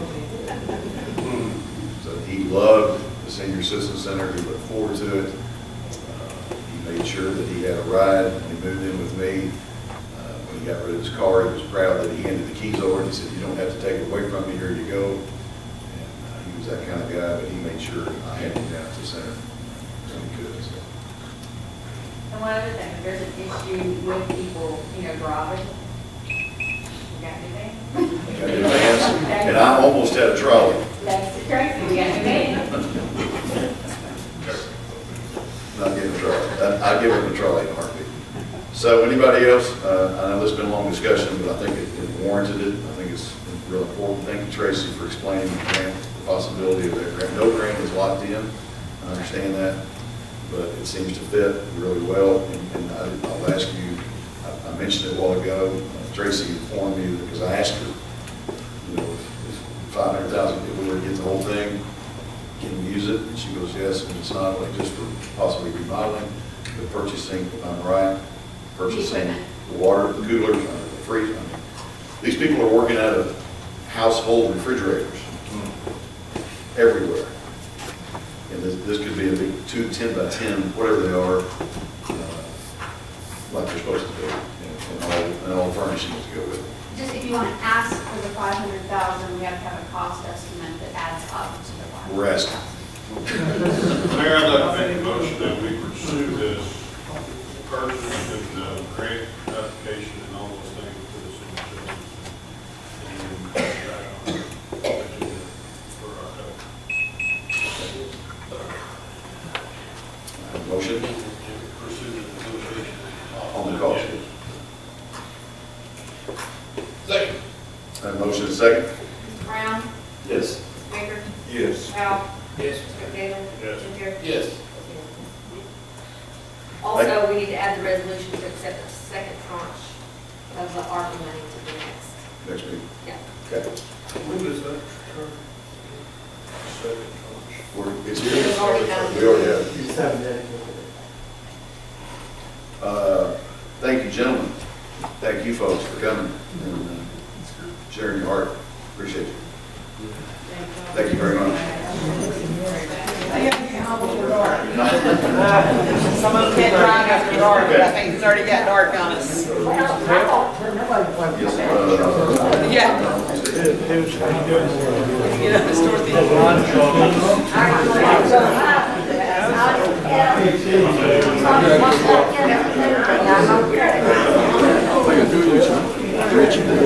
Well, so, thank you, folks. All right, moving on to, yes, sir. Permission to let Tracy go home. We could do 10, because she's the keeper of the road. She has a lady. So I'll just let Tracy tell you what the break grant is, and let me preface this by saying that we had a meeting here at City Hall with the flood victims over at Indian Hills Edition recently, last week. Very well attended, 40 or 50 people. Dewey Hickey would say, ministerially speaking, there were 1,000 people there. There was about 40 to 50. And as you can imagine, they all had various questions and concerns about their situation. My point of having that meeting was to, one, encourage them that we have not forgotten them in the city, and two, to make sure that Tracy was here, which she so generously and graciously came to explain the brick grant to those folks as an option, and they listened very tentatively. We had some interesting questions, we had some interesting comments, and then that meeting went on for about an hour and a half, and I think they left with some feeling of the city hasn't forgotten them. lot of questions of what we could continue to do, and we're looking into those things. I know Hunter is working diligently with FEMA and the floodplain, as a floodplain manager, and we talked about creek cleanout. We took away some rumors that they had, that the dam failed. I mean, they actually believe that because that's what's happening in Greenwood. We told them that is not what happened. We told them what happened, and we told them we weren't here to change their minds. We were here to tell them facts, and I think they went away very, maybe not satisfied, but at least knowing that we still care, and we're trying to figure some things out and trying to give them some assistance. So with that being said, one of the main things that I had Tracy come down and talk to him about was this brick grant that Fort Smith is already involved in. I'll just let you do it. Thank you. Yeah, and just to be clear, what I've handed out to you is kind of the outline to do a FEMA buyout project through the BRIC program. Now, the BRIC program, like all the other FEMA grant programs, they will fund a variety of different projects, but these buyouts where the cities obtain grant funds to purchase properties that are in the floodway or the floodplain are one of their higher priorities. So if the city were to look at any sort of like major drainage project or a bridge project or those types of infrastructure projects with BRIC, it would be a lot more, require a lot more in-depth engineering. Possibly you'd have to get a grant for the engineering before you ever went on to apply for grant funds for the construction part of the project. With these buyout grants, essentially the city puts together a list of properties where the property owners are interested in selling their properties, their homes to the city, and then the city can obtain FEMA grant funds to purchase those properties, demolish the houses, and then it has to remain green space for forever, for the life that the city owns it, and the city kind of have to own it forever. So that's what in Fort Smith I have a project right now. Hopefully we'll have FEMA approving this fall because we're already about a year into it with these property owners, so they're getting kind of antsy about it. So in that case, the city of Fort Smith had identified 12 properties with 10 different property owners, and so when that grant gets approved, they'll be purchasing those homes, demolishing them, and then that will remain as green space. Now Hunter had identified the number of homes that were in the floodway, and then also the additional homes that were in the floodplain. So I think we're up to around 50, just shy of 50 houses for all of that. That would be that would be too large a project to probably take on at one time, and I don't know that we had that level of interest from the property owners. The deadline that we have coming up for this grant is on September 23rd.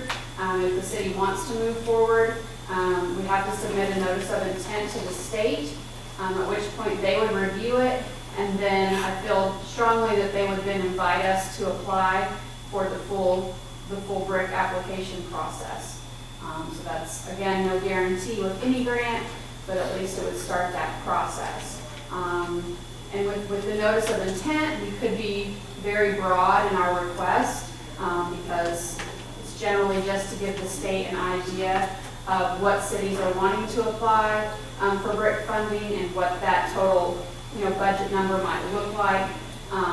So we can be pretty broad with that notice of intent, and then we could work with the property owners to then kind of scale it down a little bit to make sure that we had interested property owners, because it is a completely voluntary program. So worst case scenario, any FEMA funding is going to be 75% federal share and 25% local share. There are some good possibilities that a grant for homes, to purchase homes in this area that we're looking at would be 90% federal, 10% local. And the figure that, the rough figure that Hunter got for just the ones in the floodway is going to be about $2 million. So if we were to, like I said, present a notice of intent to the state for a $2 million project, then we would, then that match would be 500,000 for the city. But again, we can always scale it back to a match, to a total amount that has a match that the city is, comfortable with. If we just get a handful of people that are interested, it's still worthwhile in my opinion, and in FEMA's opinion, because if they just get one family or one household out of the floodway, then, they see that as a successful project by FEMA. So you're talking about, we're looking at 15 houses? I think in the floodway was 23 houses, 23 houses. And that's the approximate value of $2 million? That's based on tax value. Yeah, that's based, on the tax value. There's some of those we could probably we would need to increase the budget on because they did have recent sales that we probably could have a better basis for that, but. And then we'd be looking The at 2 million. 90-10? Best case scenario, 90-10, worst case scenario, 75-25. And if we were to get it, we could scale back and decide what's in and what's out. Yes, if we, there's no commitment from the city for us to submit the notice of intent. The mayor has to sign it, but it's non-binding. I mean, if we submit the notice of intent and they invite us to apply, but there's been discussion amongst the city council, or we visit with the city property owners some more and there's nobody who's interested, then we just contact the state and say, hey, we decided not to submit the full application. Feel like maybe half are interested? So that's a hard read. I'll answer Ryan and Hunter. These folks were at the meeting. That was a hard read. You got 45 people in the audience. No one jumped up and down, let's do it. No one. Mr. Van Gorder, early, probably 2 days after the flood, which is when people were like, I'm sick of this, we got to get out of here. I approached him, maybe a week after the flood. I talked to Mr. Van Gorder, knowing full well he owns 4 or 5 homes. He lives there. He owns the whole cul-de-sac. 5 homes. You got him insured. Okay? Bless your heart. So he said, sign me up. I'm ready. Well, his wife, on the other hand, is not so inclined to just back up and go. She is on a mission, and a very passionate mission, to get those folks back in their homes. And they have offered as much to do as much as they can for those folks on a very personal level.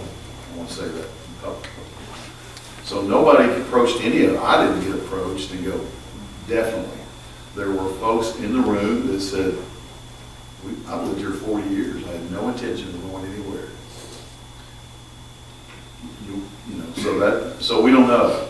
So I don't want you to be apprehensive in the sense that all 23 homes are going to force us to do this. And that was the first time that they were hearing that as an option. Yeah. So I think it was a lot of information for them to take, and I was, very transparent about the process with my Fort Smith project, which, like I said, I'm almost a year into that with those property owners. And the same thing, I've had some of those who, at different periods in the last 9 months, have called me and said, hey, I think I want to back out. And I'm like, well, there's really no point or reason to back out now because we're not ready to purchase your house yet. So why don't you stay in until, so they're all still in, but I'm not 100% certain that the city of Fort Smith is going to be able to buy all 12 of those houses just because some of them have, thought about it and, they've lived there a long time and, the best offer that the city of Fort Smith can give them still may not be enough for them to just move outright without having to take on another mortgage, so they're not sure about that. So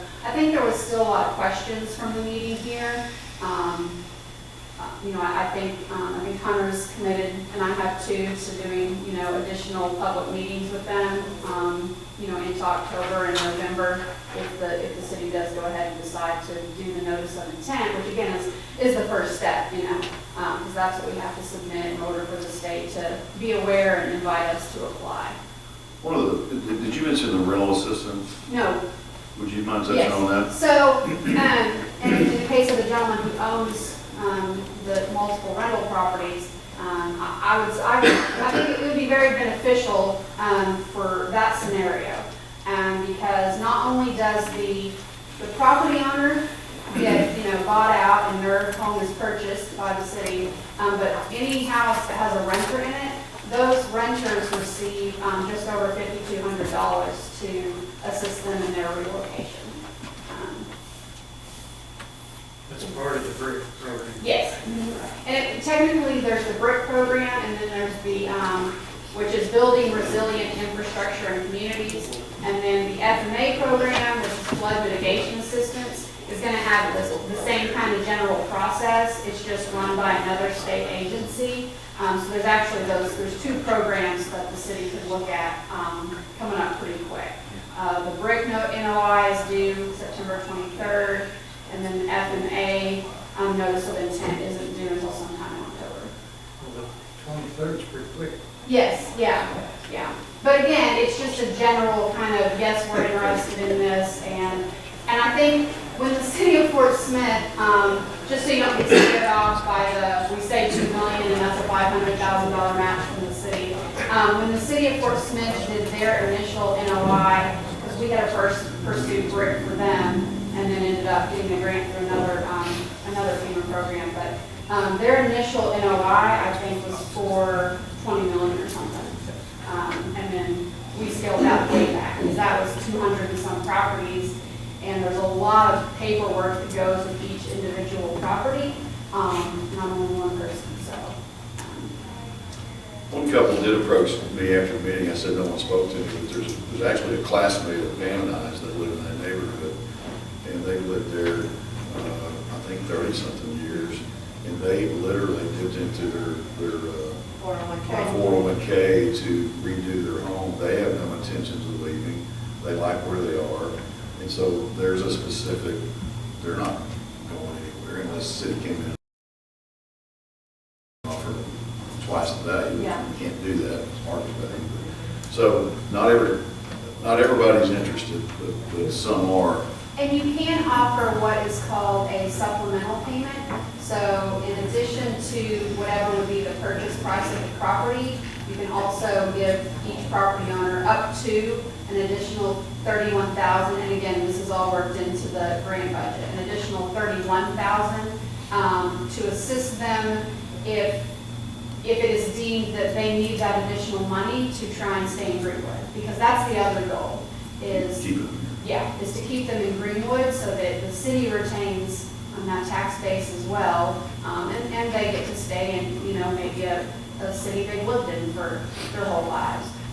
So it's really kind of twofold. The program is to get them to a safer location for their property, their belongings, and for their person, because I know the last flood got pretty bad, so you don't want anyone to stay in there where it becomes a life-threatening situation. And so that's one of the higher priorities for FEMA with their grants is actual, life-saving measures. So. Were there any homes that flooded off Baltimore Street? Yes. Was that all that land? Yep. No. Essex. Daniel? I was just gonna say, I actually did take a call a couple of weeks ago when this kind of rumor started to get out about this grant and the purchasing. And one gentleman told me that he moved here from South Dakota and purchased a home in that area, and that was his dream home. And he did not absolutely want to sell. And then we had two families last night that mentioned, and this is a really good point, that they are now retired and or on Social Security. Their homes have been paid for because they've lived there since those were built 40 years ago, give or take, and could nowhere near be able to buy another home at the cost that they're making now. So that was two issues, two families that mentioned that.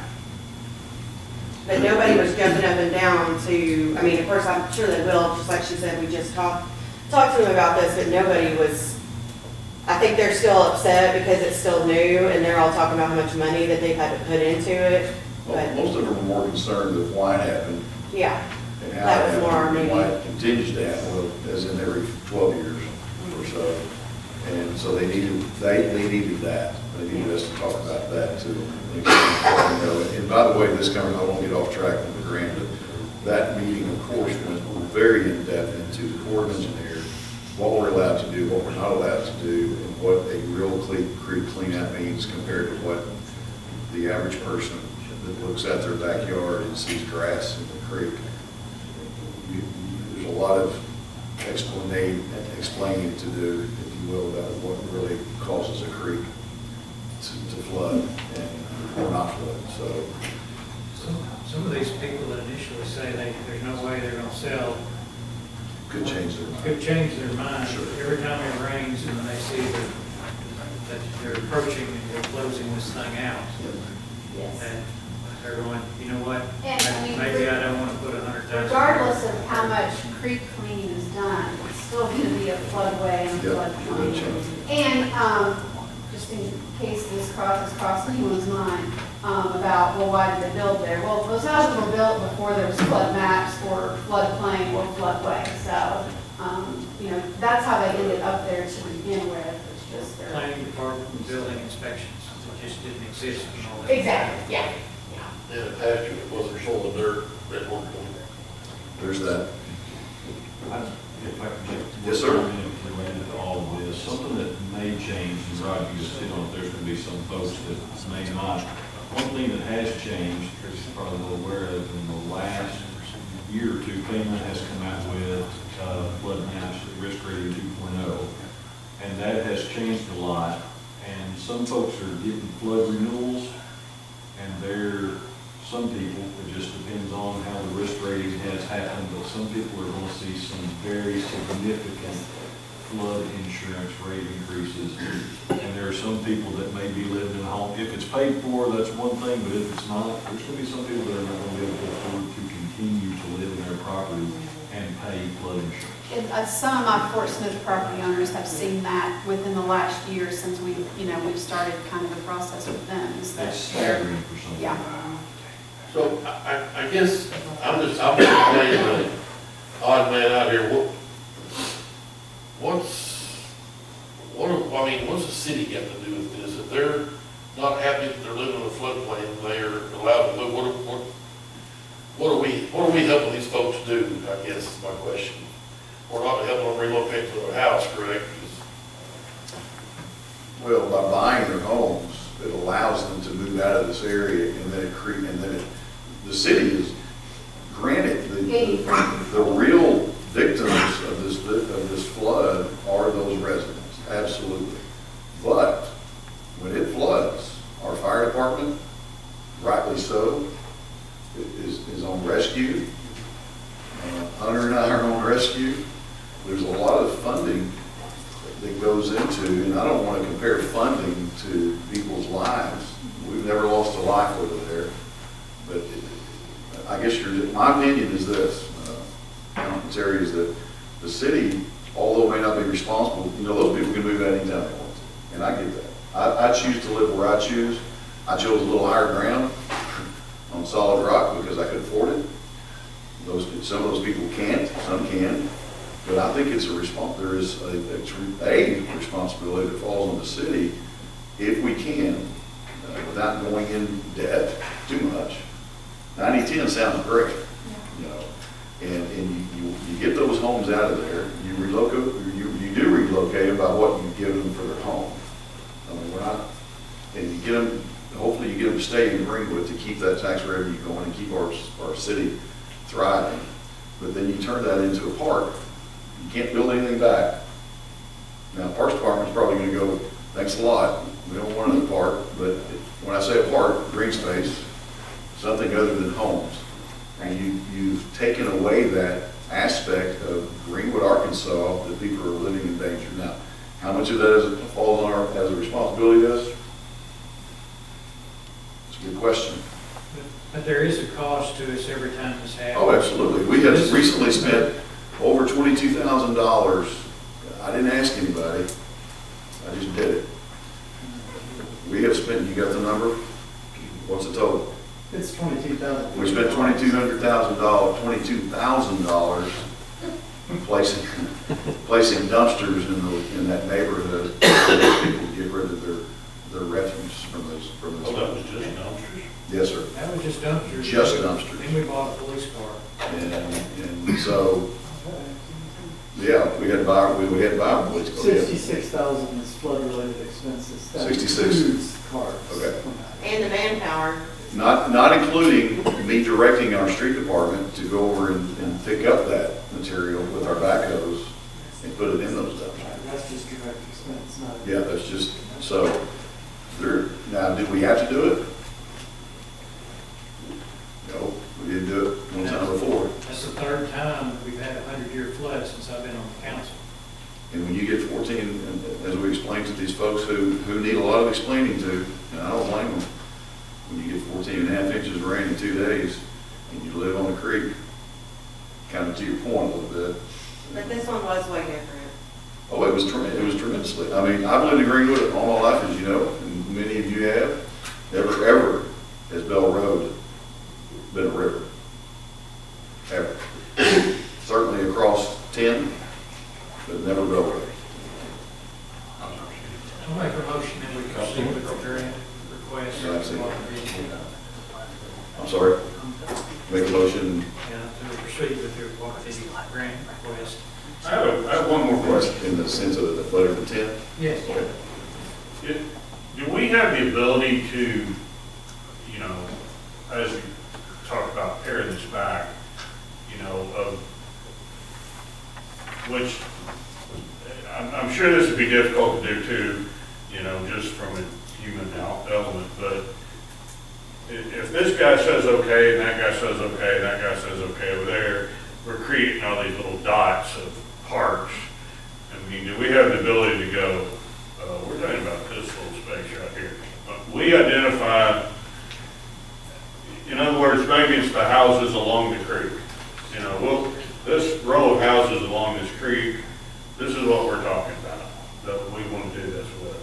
So that it really becomes this, you know, if 100% of them said okay and you bought them, then you would have one huge tract of land. For the purposes of the grant, yeah, I mean, that's whatever your focus area is gonna be, you know, a decision made by the city. I mean, we have a pretty localized focus area, in Fort Smith. We have one family that's kind of an outlier, because they were part of an area that we initially targeted, that I guess in Fort Smith that we didn't get the response we thought we would, but they still wanted in, and so we weren't gonna boot them out. But then we kind of shifted to this other focus area where we have almost an entire kind of city block that's interested in our current project. I just feel like if you're too broad, you know, and then you get, say, 4, and they're here and there and there and over there, Yeah, the more then that you didn't really gain the anything. more that the city, for this, you know, the city's side of things, the more properties that you can get right in a row, then yes, you're able to then do more with that property moving forward than if you had those pockets. And I've used the term park a few times. It's not, it doesn't, I'm not talking about a park, it could be. I mean, certainly not a great. You just can't have any enclosed structures. Yes, take the Bay Border cul-de-sac. If he decided to sell every one of those homes, what a great spot on a cul-de-sac to put some playground equipment and have a park with no closed structures. The rest of it, whether it be dotted or not, green space. I mean, and that is that many less homes that are, and the question came up that some of the people that we have specifically said, what if I'm the only one left on the street? How's that going to look? Well, you're surrounded by green space. But the city, I think, has that option to, as you just said, to design that, if you will. There's nothing that precludes an area being dredged out to be a retention area that may help the rest of the guys that are there. Yeah, he's looked into that. Hunter's already had some ideas about if you got an entire strip of houses and it was on the right side of the street, then you could do a retaining wall or, you know. Or make a detention area that could, it doesn't I think preclude. you would have better luck through FEMA with doing some sort of a levee system. Okay. So I've got target properties listed that would allow us to have the property all along the creek for that purpose if FEMA allows. Just the rest that did just a little more protection. Yes, yeah. And then everything else is just green space and left to the places of God and squirrels and birds.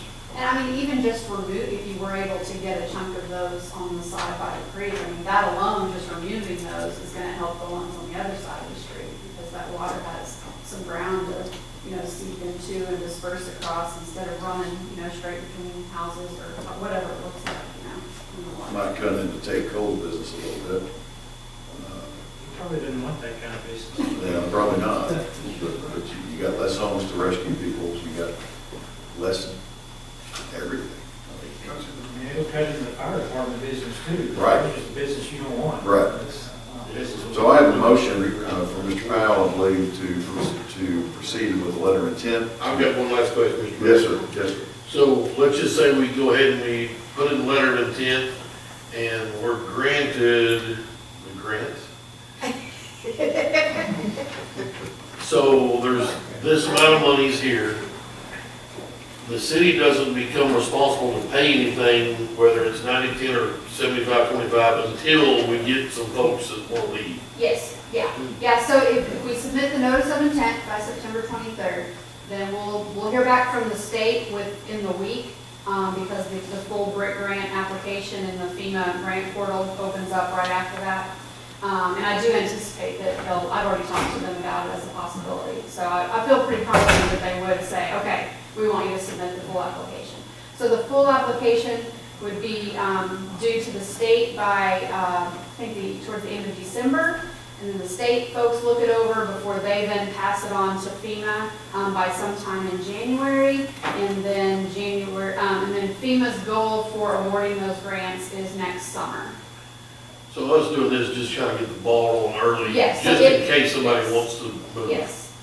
And like I said, before we submit even an application in December, we have time in October and November to maybe have some more meetings with the flood victims to kind of, see what the real interest is, to make sure that we're not submitting an application for 10 properties and none of those people turn out. Well, that's my whole point.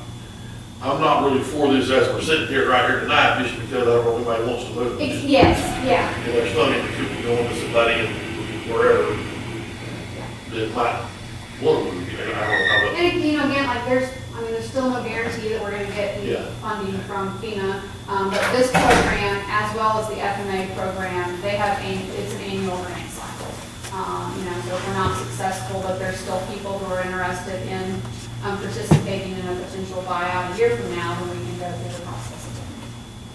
But I definitely, from my experience with Fort Smith and my property owners there, and I say my property owners because I've gotten real attached to them, and I'm always looking out for their best interests. That's what I said at the meeting last week, was that if this project moves forward, my primary concern is going to be with the property owners and not the city of Greenwood, so sorry. But yes, so I think it's worth continuing those conversations, and it just so happens, the way the grants work, sometimes you're doing that grant work at the same time you're trying to figure out whether or not there's a grant to be submitted.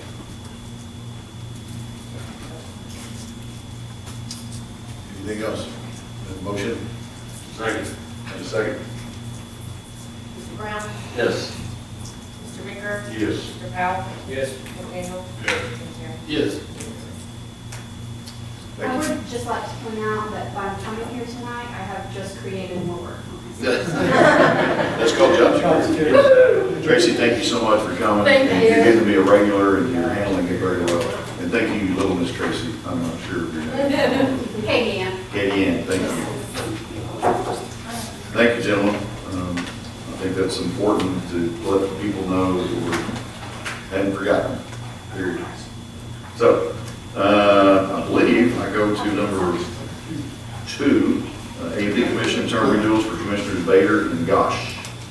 I know we did some last time, but it was catch up because they should have been done way before they were, but these are regular.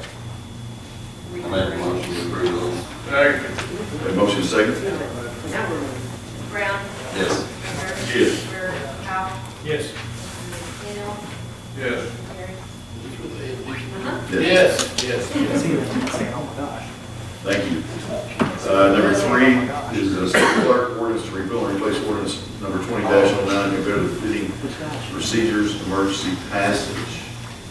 This is the thing where we used to require waiving competitive bidding by ordinance. State law says that you can do it by resolution, so it would speed things up if we could do it by resolution. But it's not really an emergency. It's catching on. Well, I have no problem putting it on for first reading by title only. I make that motion. Second. Motion second.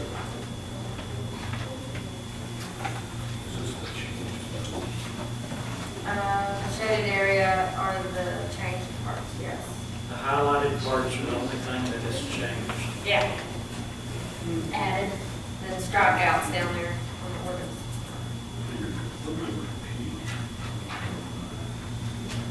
Not amending the old ordinance because then you gotta follow a trail, so illegal replacement is not on us that have to work with it. Mr. Brown? Yes. Mr. Baker? Yes. Ralph? Yes. Daniel? Yes. Terry? Yes. Unanimous. An ordinance repealing and replacing ordinance number 22-09, establishing bidding procedures, authorizing the mayor to make purchases and enter into contracts with the city for all purchases, providing professional services, waiving competitive bidding for professional services, and authorizing the waiving competitive bidding on purchase of contracts where not feasible or practicable, whereas may be otherwise authorized by state law, declaring an emergency and for other purposes. Reason why we suggested an emergency is because state law does say resolution and emergency ordinance, so. Well, we really competitive bidding for other. You can't have it's uneven, I mean, does that make our ordinances, if Mr. Hamby, if our ordinance doesn't match state law, that's not the state law? I think that's better than not state law remains valid. But this is the housekeeping measure, so I don't think there's a true emergency, and I agree with the first reading. I make a motion, we suspend the rules and waive the second, third reading. By title.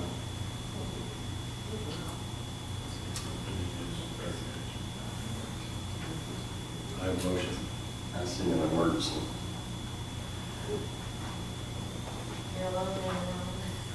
Hey, you're the one. That's not an emergency, you're just saying I'm suspending the 3 readings. I say Which is fine. We have a second. What are the dollar values on this for waiving bidding and That's state law. entering into? Any dollar values that you're waiving. I would amend my motion to say excluding the emergency clause. Okay, I'll second you, waiving the second. Oh, third you want reading, that stricken? excluding the emergency clause. And I guess just to be clear for myself, Mr. Hamby, a city can always make things more restrictive. They cannot make them less restrictive than state law. Correct. We could just leave it alone. Right, but practically, we talked about that, and practically every time you've waived competitive bidding, there is an emergency need for it to do so because you're trying to move a project. If you didn't use the emergency clause, basically you treated it as a resolution. That's why the state law changed, because it did say ordinance. You were matching the state law. Practically speaking, you're not following you're not following what would be more efficient for the city.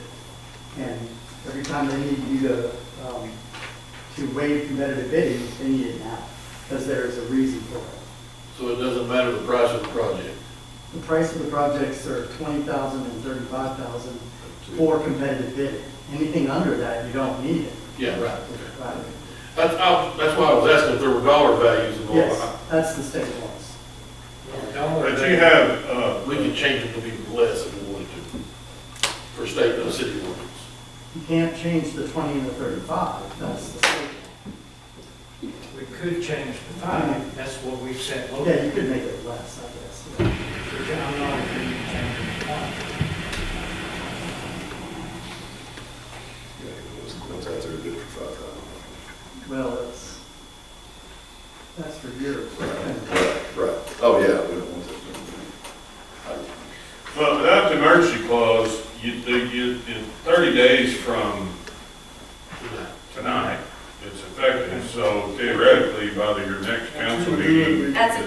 is the waiving of. What you need to do is vote on the waiving of that and then do a motion to adopt. Yeah. Yes. All right, Motion second. well, interesting. Motion second to waive. Mr. Brown, Yes. Mr. Baker, Yes. Mr. Powell, Yes. Mr. Daniel, Yes. Mr. Terry. Yes. Unanimous. I'll make a motion to adopt the ordinance. Second. Motion second to adopt. Mr. Brown, Yes. Mr. Baker, Yes. Mr. Powell, Yes. Mr. Daniel, Yes. Jim Terry. Yes. It's unanimous. Do you Oh, God, adoption. read it in? No, they All right. made the readings. All right. Number 4 is the finance resolution to amend budget for industrial park sewer extension project. Stuart's not here, so I'll give you a little rundown on what it is that they're doing. They're not asking to increase the budget. They're just merely saying that because there is a new item that is not in the current budget, they want to reapportion the amount of capital improvements. The Indian Hills Sewer Rehab Phase 2 project was budgeted at $800,000. It's going to come in a little less than $500,000. So they are going to reapportion $100,000 of it to fund a capital improvement for the industrial park sewer extension project. And the reason that they're doing that now is they've got the workers and the people ready to move over and do that. It's the same people that saved them some of the money on Indian Hills. So the industrial park extension, they want to get started with now. As soon as this is approved, they're going to go with it. It doesn't cost anything, but it is an unbudgeted item that you guys need to be made aware of, so they're doing it in a public forum. So the Indian Hills was in penetration of the sewer system, correct? Yes. And then the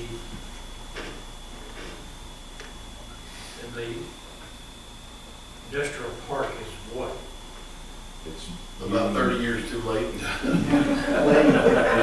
It's laying, so there's the tie-in that goes from back behind Apple Packaging, there's a manhole cover there that's going across to East Village.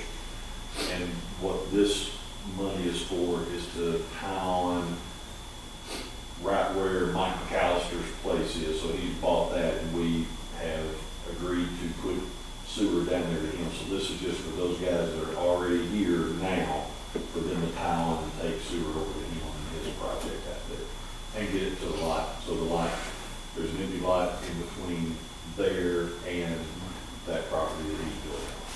How the Indian Hills are all problems solved now, if this is complete? You know what, I would defer to Greg on that, but yes, I believe so. I think that this addresses, most, if not all, of those issues over there, the finishing up of the first and the pipe. I'd like to address that a little bit if I may. The sewer, I think the sewer portion of that is final and good. Yes. But what we've run into, and I don't want to make a big deal about it, but I'm currently trying to have discussions with that contractor, not been able to reach said contractor because there's been some homes left with cut lines, electrical, and cable, internet. So we're trying to work through that. As far as the sewer goes, you're good. Good. Our stuff is good. Yes, the contractor himself left some things unattended to, and they're really having a hard time reaching him and selling that and trying to get those citizens satisfied as they should be. So other than that, I think it's all good over there. Which Well, this would be a perfect opportunity to, hey, you're not getting paid on anything out there. Absolutely. And let me just say, this particular contract, I'm going to name names, but has done a wonderful job for the city on many occasions. And for some reason, this job has not been good, great, as far as other things. And the industrial park, is he doing the same thing, the same contractor doing the industrial park? Yep. I believe so. Oh, well, y'all got it. So we got it. And I agree with Mr. Councilman Terry down there. There's about, I don't know, it's 30 years, whatever late it is, it's late. How do you build an industrial park? Exactly. So you got an industrial park that's finally going to get sewer. And that piece of property that I guess Mike actually owns, corner, prime. I mean, here we go. This is, we're doing something. My kudos to Water Wastewater Commission for getting it going. And Mike McAllister, naming names, has moved his business from outside the city limits into the city limits, finally, in a really nice building, if you like industrial looking buildings, and going to make it dent in our city sales and use tax for sure. As of today, he's in operation over Is there, he? so our sales tax should start today. Yeah. We should be looking. So then that other corner then becomes prime property, and not to mention getting Cyril to, I like to refer to as 251, AKA East Village. So. Can I talk to him about his sales tax obligation? Absolutely, absolutely. What about the old boy that was coming here and he was gonna try to build a house out in that pasture, he was right. There were two guys gonna build out there in the middle of nowhere, yeah? I mean, this would give them an opportunity to get started. Get them closer to it. For sure. I don't know if they've already started building or where they're at on that. They're, I don't know that they're in, but they're in. Yeah. I make a motion that we adopt the resolution. That motion second to adopt the resolution. Is that seconded by Steve? Yes. It was Stacy. Mr. Brown? Yes. Baker? Yes. Mr. Powell? Yes. Mr. McDaniel? Yes. Yes. Thank you. Number 5 is finance, employee retirement plan change to allow for the vested balance loan. Let me just segue this by saying, we all get reports on our retirement or our pension, and I noticed one time in very tiny print up at the top, it said something about we can, black and white, we can borrow from our own pension, right? I'm like, where'd that come from? So I went to Shannon, and she goes, I don't think so. And I said, would you check? And she did. Tom checked, and that's all you got to do is ask. And it is a possibility that we can add this, and I'm encouraged. Our committee met, and they unanimously said this is a great idea for retention of our employees and a benefit to the employees to borrow from your own money. And then Tom, did you? Cost us nothing. Yeah. We passed this last month. You were advised of it. Yeah. This is the. You said go forward. Yeah. Nothing's changed since we had the discussion, right? Oh, yeah. This is our plan document now. You got the things. That committee, wherever we are, It's retirement committee. retirement committee, said this is what we want it to look like. We met and talked about all the details. Are we as a council, what's our responsibility to the employees of the city? So, wish for good counsel they're here or not? Is borrowing reform one case a horrible idea? I mean, just on pure, I mean, AC and Thomas can probably say, they're financial guys. I mean, you shouldn't. I don't think they agree with that. Or either. Good, you're actually borrowing against yourself and paying yourself back with interest. But you pay it back through payroll deduction. Right.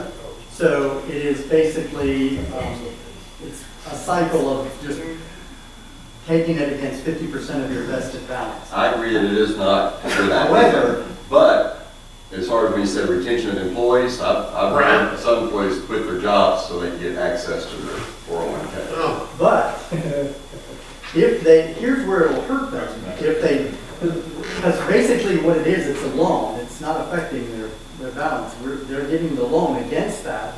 However, at the time if they quit, what ends up happening is they have to pay it back within a specified period of time. Otherwise, if they default on paying it back, they get a 1099 as an early withdrawal. So Right. that's where it would be a disadvantage. Doesn't it affect But your? everything that they do, everything they borrow, they're paying back at prime plus 1%. Back to them, to themselves. I don't know. So they're replacing the money with their own money.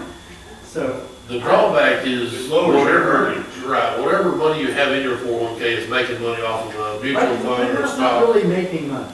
Yeah, it's lost. So the one actually is a good thing now because it forces a guaranteed interest back to them. You can set your 401k to certain types of investments. No. This is not. No, This is not. this is not an Arkansas Diamond plan where they control how aggressive they want their investment. That's their money, and I would not advise them borrowing against that. But this is a pooled investment. This is the city's, This is the city saying how aggressive we want to be with the money. And we have an agent or a bank that has an investment group that actually monitors that and does the best they can with what the market's doing today. so we don't offer 401K. No. Oh. Well, but anyway, it's a good thing for them because they get guaranteed interest back out of their pocket to replace what they're taking away. They're not harmed as long as they pay it out. In a down economy, they go to buy a Greater car, opportunity instead of paying interest to somebody else, they pay it. to themselves. Now, when the economy's on fire, Not necessarily a good idea. not necessarily good. So what is half, up to borrow up to half of what you have in there? Well, the plan document, the highlights are, maximum principal amount is 50% up to $50,000. That's the cap by law. They're gonna buy their The car. 50% is so that we can preserve, you can't borrow more than what their vested amount is, because then they would owe us back, and we don't. So eventually, what would end up happening is it would be deducted from their vested balance that we would be then owing them, and they would get the 1099 for the amount as an early withdrawal that they failed to pay back. However, so that's the protection. The maximum amount that we're asking them in principal to take out is $1,000. We don't want them going for a $200 loan or a whatever. We say it's a minimum principal amount rather of $1,000. The maximum amount of outstanding loans they could have at one time is 1. That's what we put in the plan. The duration, I have a question in, because that is not what we actually told them. We do realize that you can do a loan for no more than 5 years.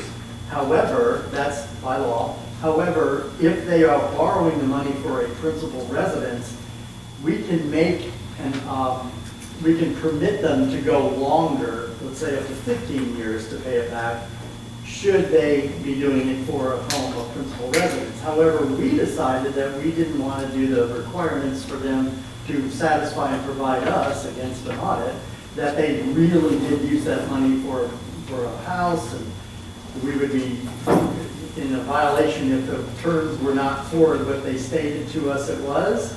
So we decided that we were not going to care what they used it for. It's a maximum of 5 years. We're not saying that what they can use it for, and we're not extending the term. That still is written in here, even though it says the plan administrator may permit a longer repayment period. I'd like that whole thing stricken out of there. So we did today write back Joshua, who wrote this document. We didn't specify that enough for him, so he put language that's common in these documents in there. So I'm waiting for a response back from him. That might change, but it will only change to take out, we are not going to grant any extended terms for borrowing against the principal residence. Just gonna stick to the 5 years. We're going to stick with just the 5 So years. it doesn't affect the resolution if that were. Pardon? Not the resolution, but the plan Plan document. document. will Plan change. document. Just for that, I wanted to bring that to you. Now, it's not going to bother us if it doesn't change, because we have no intention to grant an extension for a repayment period longer than 5 years. That's the committee's vote, not mine. And then the repayment method says in there, a loan to a participant employed by the employer shall be repaid by substantially level payments at least quarterly. It's per pay period. I don't want them thinking that there is an extended, there's another option for them. That would be an administrative nightmare for us. We put it on our payroll as an automatic deduction until paid off. We work very closely with our managing partners at Carrillo and Osborne, Ferraro, Associates. yeah, them. So we have that down to a science as far as it's every pay period, so we don't have to do any adjusting until it's paid off. So that's the other thing I would like stricken out of there, is at least quarterly, you just say it's per pay period. By keeping it above $1,000, you haven't ruined Ken Posey's pawn shop business. He doesn't have 7 TVs for no reason over there. So he knows when everybody gets paid. That's a good idea. I make a motion. With that, I think you good? Have a motion? Second. Who made one? Mr.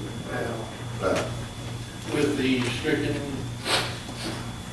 We don't want to stricken them tonight. Right. And then Mr. I asked him Yes. to tell me if there's a law that requires it in there. If he comes back and says, no, that's the way the language has to be, then I'm okay with it that way too. So you adopt it with the stated change or not? I would think for the sake of longevity, the language to strike that, because some future administration might decide to say, okay, we'll let you borrow it to buy a house and pay quarterly, whatever. But yeah, I think you want your plan document to say what you're saying. That's kind of. That's what we're We're asking. waiting until the guy gets his response. Because there may be a law that's changed. Same. That's not. That's the only This is caveat. lawyer, retirement lawyer. Whatever he says we have to do, that's what, he wrote this. So, we want to change it unless we can't change it? We weren't detailed enough in what our descriptor was to him on these two areas, so I think he put common language in there. Or to use bond attorneys, you pretty much have to use these retirement attorneys. They're so well versed in these laws. Okay, Mr. Brown? Yes. Mr. Meeker? Yes. Mr. Powell? Yes. Rick Daniel? Yes. Terry? Yes. Unanimous. Thank you. Number 6 is financial resolution to amend budget for purchase of printer for the planning department.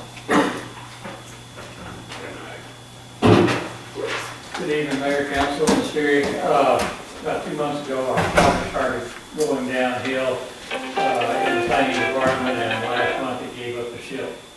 And so we had to go out and purchase another one, and we have the money in the budget. We just need to put it in the capital expenditure portion of my budget, and I appreciate it if y'all would approve the resolution. You really get it approved before you go buy it. It Make was, a motion that it was we adopt the supposed to be resolution. below $5,000. We actually did negotiate the price to be $4,700, and then the tax put it over by $134. So he didn't consider the tax portion of it. That's it. Second. Have a motion and a second. Mr. Brown? Yes. Mr. Meeker? Yes. Mr. Powell? Yes. Rick Daniel? Yes. Terry? Yes.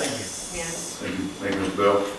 Number 7 is a discussion of ordinance number 05-07, extension of water sewer services outside of city limits.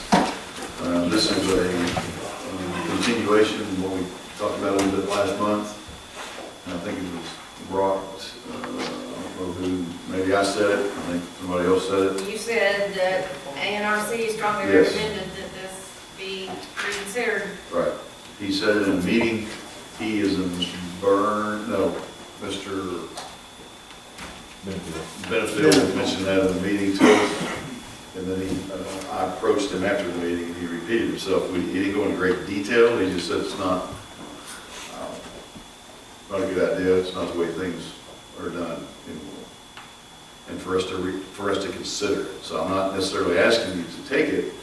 I'm just saying I would like to, and I don't have a lot of information from him. Maybe this is something I need to get more something from him, an explanation, if you will. Yeah, why? Yeah, because he was. Gave us the reason. He did, and I'm not good at it, so. Part of the reason that he did mention was, and his explanation stemmed from a case in central Arkansas,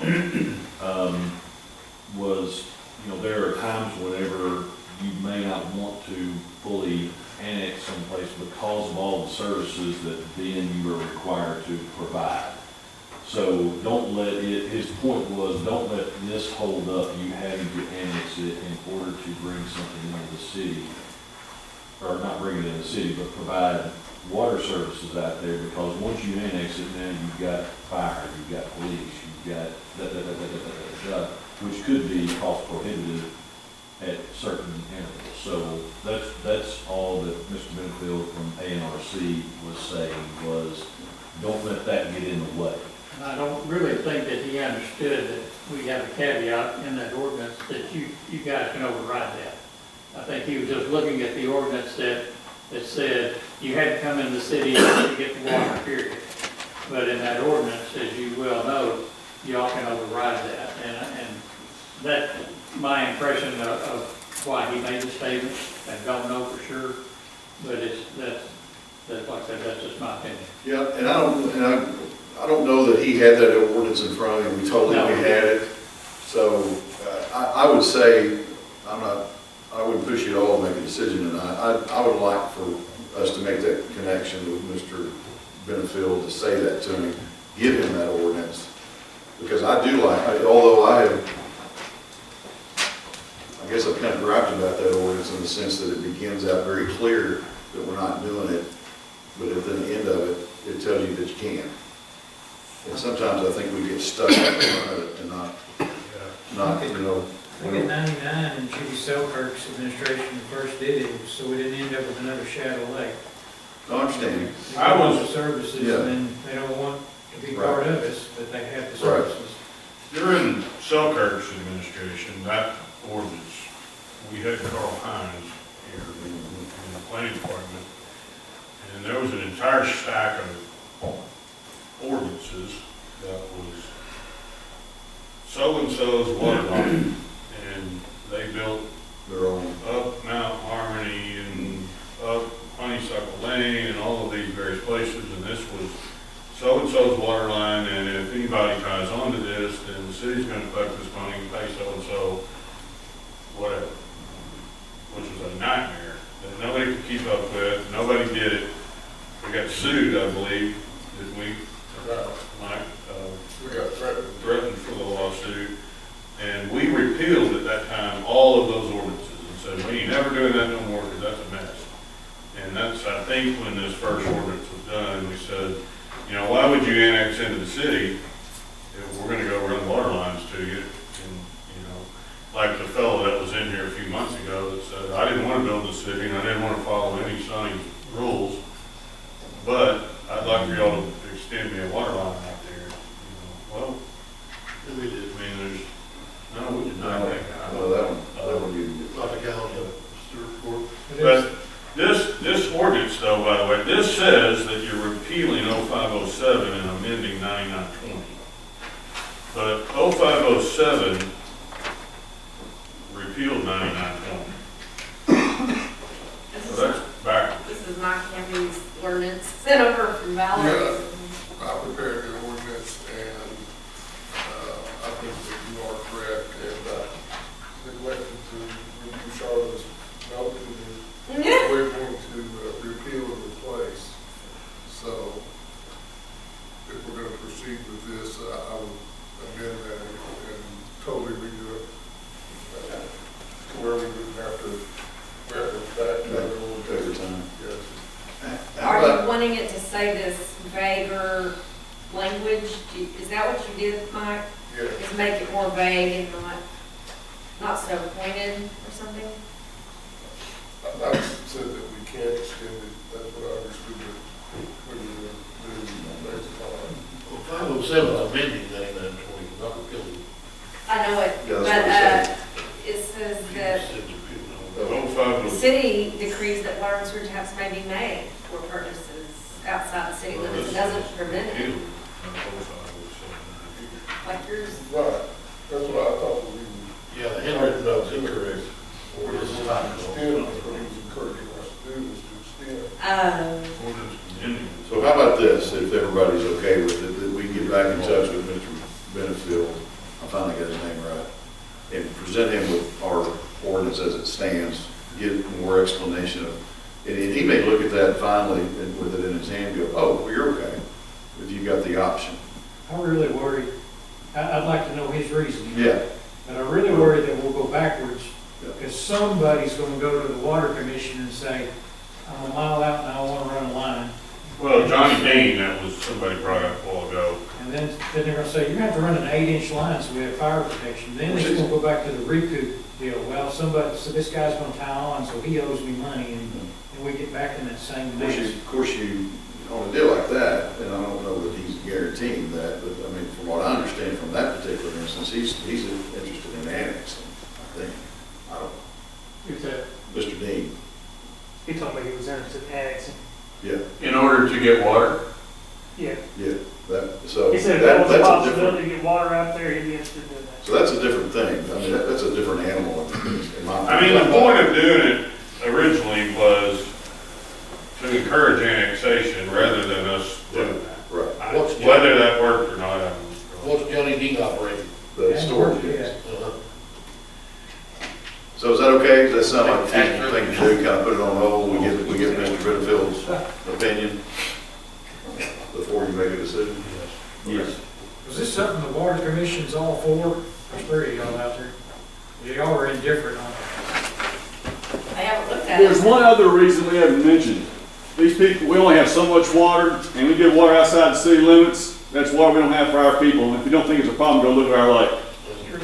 So, I mean, that's one more reason. Water's a precious commodity. That was a huge problem at the time as well, by the way. I mean, that was when we were at the point in time of, you know, we had charts and line charts that said, it's a statistical fact, you're gonna run out of water. Your lake cannot provide it, you're gonna have to do something, and that's what led to the James Ford connection, was we cannot provide any more water. And certainly not outside the city. Okay, so back, I'll get with Mr. Brittenfield, we'll get his. Do you want this tabled until the next meeting, or just until you? I do. You do? Yes. Okay. Second. Motion second, table. The next meeting? Yes, Okay.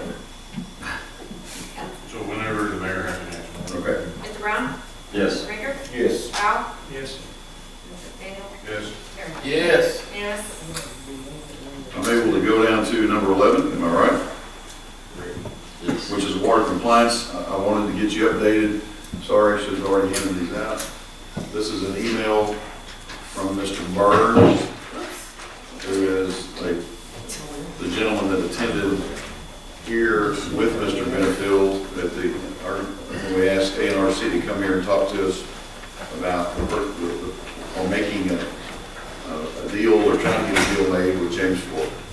So I got it this morning. I was kind of excited about it real quick, and I got unexcited, but it's okay. Congratulations on coming to a deal with James Ford, and thank you for submitting the WC extension request form. This project does not meet the exemption requirements, and will need to go through WPC. I've attached the WC application along with a flow chart explaining the process. The application will need to include, a copy of the per meeting, as many appropriate sections of information as possible, and need to include both your signature along with Jeremy's signature if you have any questions. So you got it printed out for you. The application is double-sided. Oh, sorry. Yeah, there you go. Yeah. First page is double-sided. So this has been forwarded to Mr. Jeremy Shores, and I'm hoping that most of that work is done by Mr. Shores, although we have some of that information already. So what we applied for, as I read, was an exemption to move things along without having to go through this process. For whatever reason, we didn't necessarily fit in that. This is literally in regard to the purchase of the rights on Burton's property and the 53 users. So there you have what he's suggesting. I don't know that this, I did not call him back today. I'll try to reach out to him tomorrow. I don't think the timeline's on here at all, is it, Danielle? Oh, thanks. Well, yeah, there's a little graph. You said That tells you. we haven't really purchased that yet. No, we've not actually purchased either. We've not delivered a check. So we voted to purchase. Yes, sir. The third. We It's voted to getting do smaller. both. It used to be almost 40, now it's down to about 36 and a half. I don't know. You want that? The curve acreage seems to get smaller every time I see more literature. No, Anyway. I think it's 37. I don't. 35. We have no idea what I think. defines an exemption. Well, this is the information that You just said, you don't qualify for an exemption. No, We no. don't know what. We don't know what that was. No, we just know we didn't qualify. So neither check has been delivered to James Ford for either rights. So now we need to write a $200 check and get this process started. Correct. The water And plant. there's a notice of publication. Right. Public hearing, Yep. and a decision letter sent out. So there's a process. Definitely. So March, whatever Mr. Riddle was talking about, or if we get pushed farther back. All depends on how long this takes. Mr. Cole, did you have something? I was just going to say, this is since, what was it, 2005 or 6 or whatever, ever since then, the rules and guidelines have kind of changed. So this property was not, the curb was not part of water plan compliance whenever James Fork originally got those rights to that. So that's the reason why we're having to go through this, is because this is not technically in any water plan compliance anywhere. So, So that has to happen. so that has to happen. And we're to be brought up to new standards. Is just the curve, or is any dealings with James Fork in other areas going to be? No, this is just specific to the properties. I don't know what other properties they may or may not have acquired since the water plan compliance laws and regulations were put into place. But these in particular, or at least the curve in particular, was done prior to these new regulations that we had to comply with. I guess with the senior citizens, thing while it's possibly looking out there with James Fork, would that be into this compliance too, or? I probably, we'll ask them now that you've given the, to move on, we'll ask that for sure. Can they be done at the same time? I hope so. Because you'd hate for it to. You know, it takes 6 months, and Yeah. then we turn around and have another one for 6 months. Right, I'll find out, we'll find out tomorrow. I say that, we will call tomorrow. It's not always easy to get these guys on the phone. But I just wanted you to know what we knew in regard to this.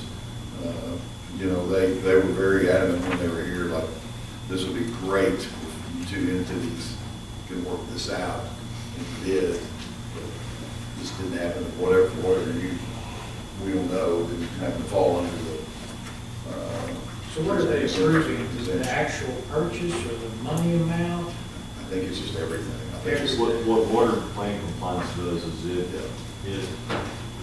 as I understand it, I could be wrong about this, but it's basically like if you go down and file to buy a new plot of land or something, that before, they will make sure that you are that James Fork rightly had those rights out there, and that there was no one else that could. And so as time is going on, it's just a new form of regulations that says these are the steps you got to follow if you're going to provide service out there to that, so whatever property. So if they found that James Fork didn't rightly own that, That's right. it may work out in our benefit. That's right. So that was the first question I asked Mr. Beneke when he was here. I said, what if, just for the fun, and James Fork was sitting here, not to say that they don't, because they claim that they do, but what if they didn't? And he goes, the way to find out is this. It'll be worth a $200 check. I would like to think that we'd already checked on that, of all the time we spent trying to annex that property years ago, and all the time we spent on this curve and I don't stuff. know that we ever made a tip to anything. We've had, We talked. Hartley's been wanting to come in for about 4 or 5 years. Right, but there's never been an official paperwork trail. That's because we were waiting on the judge. I don't, believe me, I don't. I still think we probably should went ahead and check about water rights, and some fat guy. Well, no, before they get a check in their hand, this will tell Be me. fat, not you, be. So, that, Hopefully they do want it, yeah, 'cause I hate getting on my soapbox. so we'll do that. That phone call will be made tomorrow, and we'll see how quickly we can find out. That is everything on the agenda. I have a couple of things to say real quick, and I'll let go to the department reports. I want to get you a real quick update before Mr. Powell asks me. 10 spur sidewalk is to be started. We understand all that we can understand in the month of October, which is good. The overlay for 10 spur is to begin in October, which is good. And that's also probably bad. Both projects going on at the same time. You don't turn anybody down when they're ready to rock and roll. The good news is, and I think I've already told you, that the overlay is to be done at night, has to be done at 9. I think it's 7 to 11, 6 to 10. Sidewalk, of course, will not be done at night, but they could very well be going on at the exact same time. but it's happening. If you've not noticed, there's already stakes in the ground about 3 foot off the curb, off of the edge of the asphalt. That RDOT's doing that, so I think them saying, I don't know what that is, I'm not an engineer, but I know it's something to do with this overlay. I'm guaranteed, promised that the overlay would be done correctly. I'm not saying they're gonna come up and rip everything up. It is definitely a mill and overlay. But they assure me, as much as I can be assured by RDOT. Any warranty with this? All I know is the RDOT says they will bring it up to their standards. And I joked about that with them more than who I felt like I could joke with. I said, well, what is your standards? Because we got a nasty road. So it's going to be, I mean, I'd love to think it's going to last 20 years before we have to, or 10 years before we ever have to mess with it. But I don't know. What's their time frame? They're starting in October, what? Well, I have Danielle calling Bud Forsgren about every other week, and they basically say to her, tell the mayor to chill out. There's a job in front of it. Two. And so we don't know. Who's doing the sidewalk? What's the contract? Crawford. I don't know if they actually, well, yeah. They do. So there's three bidders. Crawford, the gentleman that I'm having a little bit of issue with. Good one. And Steve Beam. And Steve Beam. And I'm almost positive Crawford was the low bid. I think so. Low being $607,000. Lower? Their bid was $600,000. There was a difference of about $200,000 from top to bottom. Steve was top. Don't remember. It's on my desk. So I think so. the bid openings, we obviously don't have to be a part of anymore, but we used to have a vote on those. I don't think we have to vote on them anymore either. We changed that because the administration was saying it was impeding It projects. slowed down 30 days. Easy. We have had them now when it's convenient and it fits this agenda, the schedule. Jeremy comes and does it, but when it's not, we do it during the day. We do it official, we do it legally. Everybody, there's 3 people here. But it's still, everybody is open. And then he does the same thing he did before. He goes back and checks the bid or the plan. I agree with you, Tim, He didn't actually say it. but I agree with you. Well, It was Crawford. Crawford, thank you. $668,908. When you're voting, what you're doing is allowing me to accept what they bring back and tell us is good. What's their time frame? Do they have a 3-week window, I think there were 30 days. 30 days? I think, I'd have to check with Jeremy, So by Thanksgiving, we may have sidewalk, pending weather Yeah. and by. or trouble.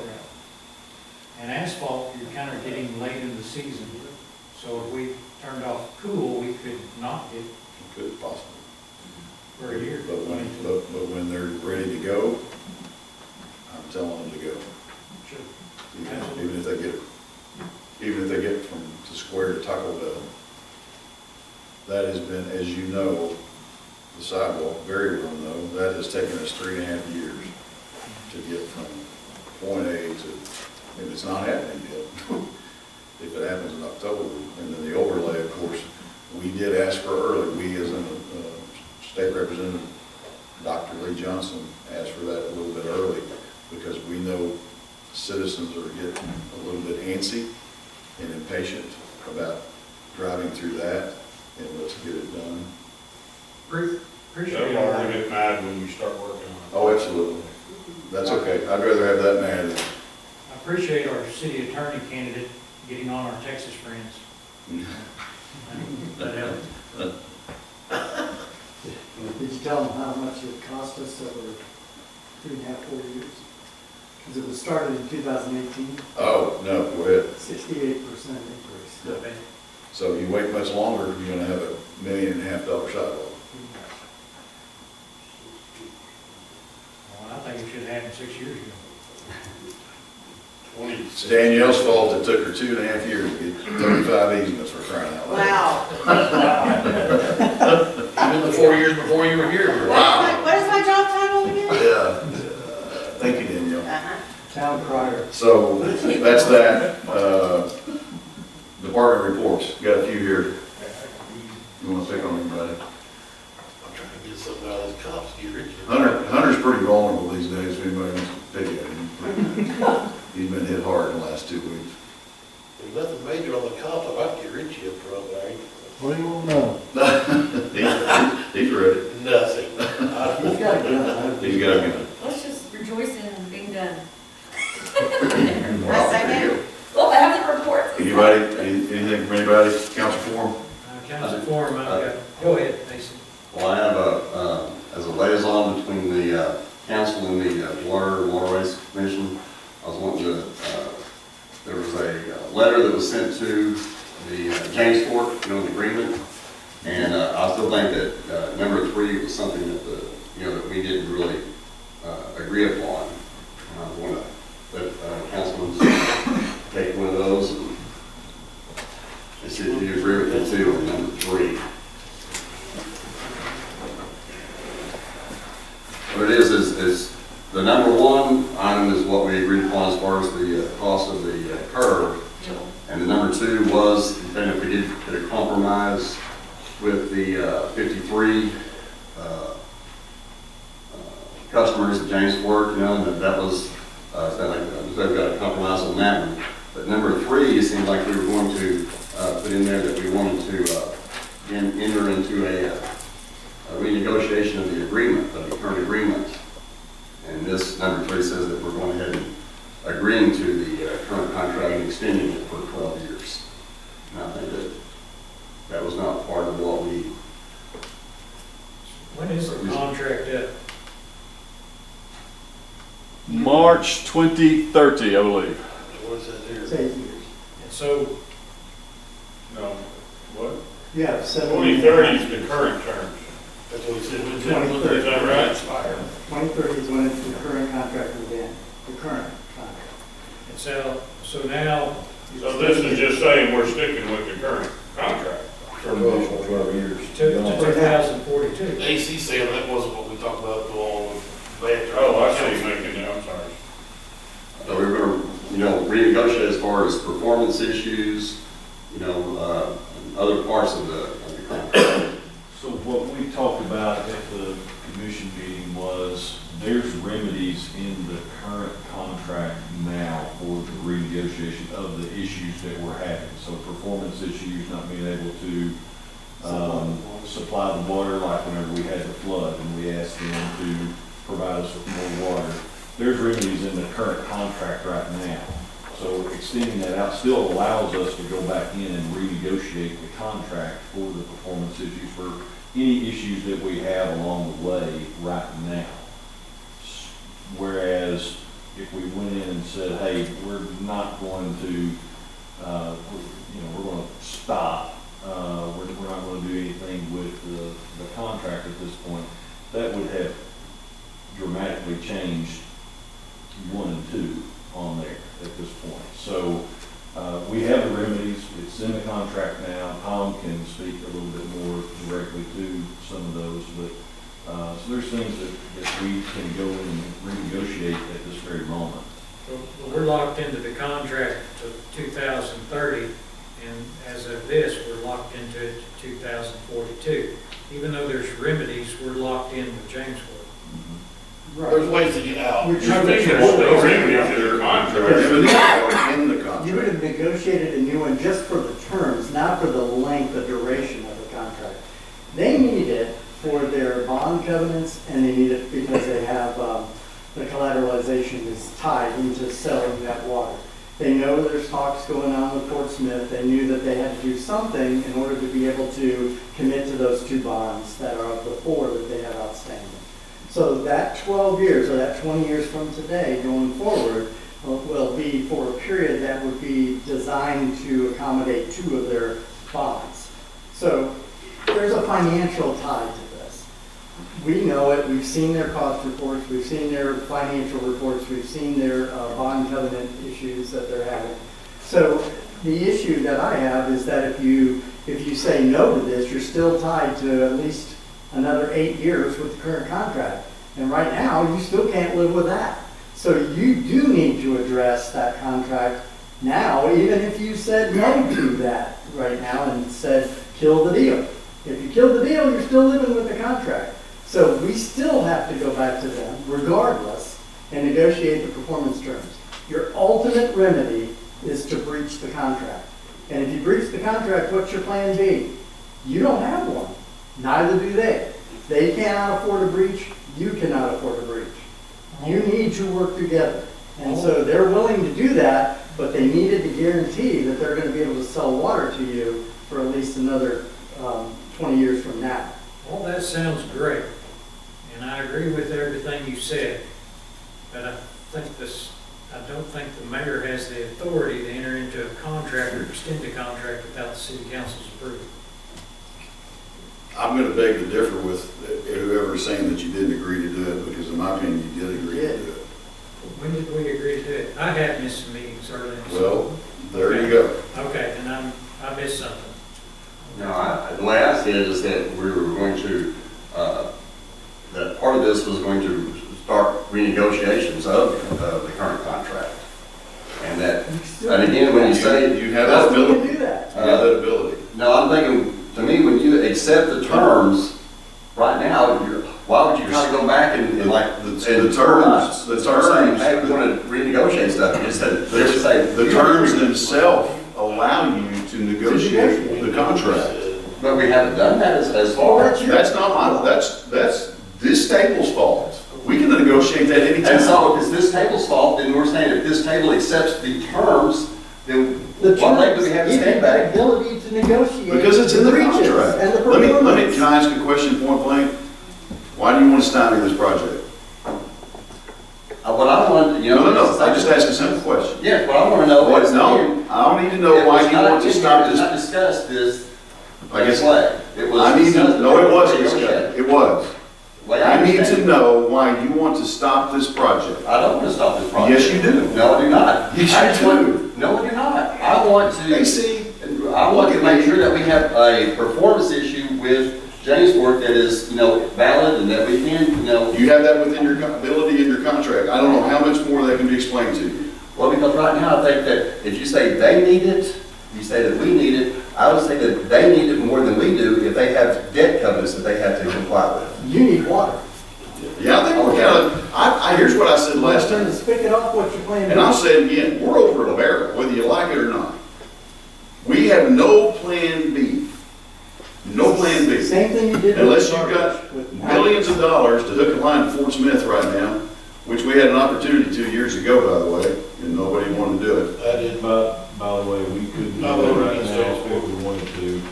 Our water commission, by the way, I'm proud of our water commission because all of us, the three of us and the other two commissioners all went to Act 605 water compliance training. We're all trained up. We're in compliance for the next year, so that's all completed.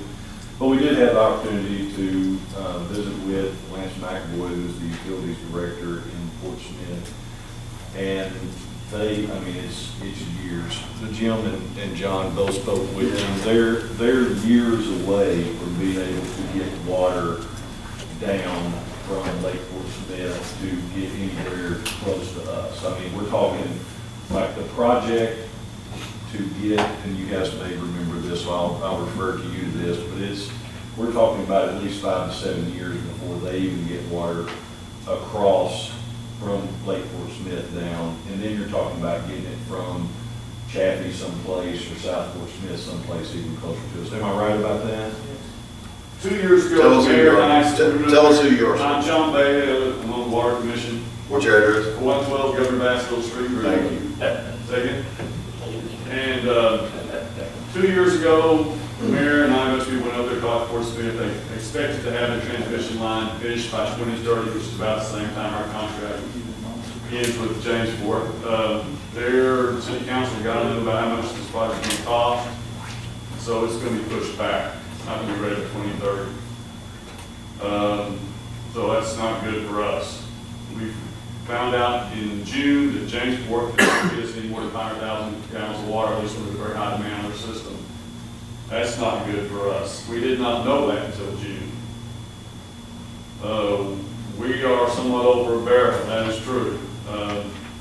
Also, Jamesport's lake's not very big, so during a long prolonged drought, that might be a problem for us. We have a problem.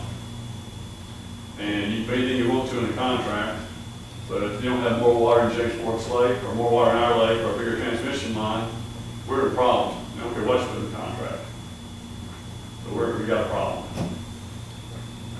Mostly keeps raining, you know, the last 10, 12 years, we had mostly rainy years. 2016 was dry, and we went through just fine with 5,000 gallons a day in Jamesport. Right now, our lake's scary. And anybody you want to in the contract did fix that. So we're kind of hurting. Mr. Mayor, I was wondering about point two, the 282, I don't remember, that's the first time I recall seeing that dollar value.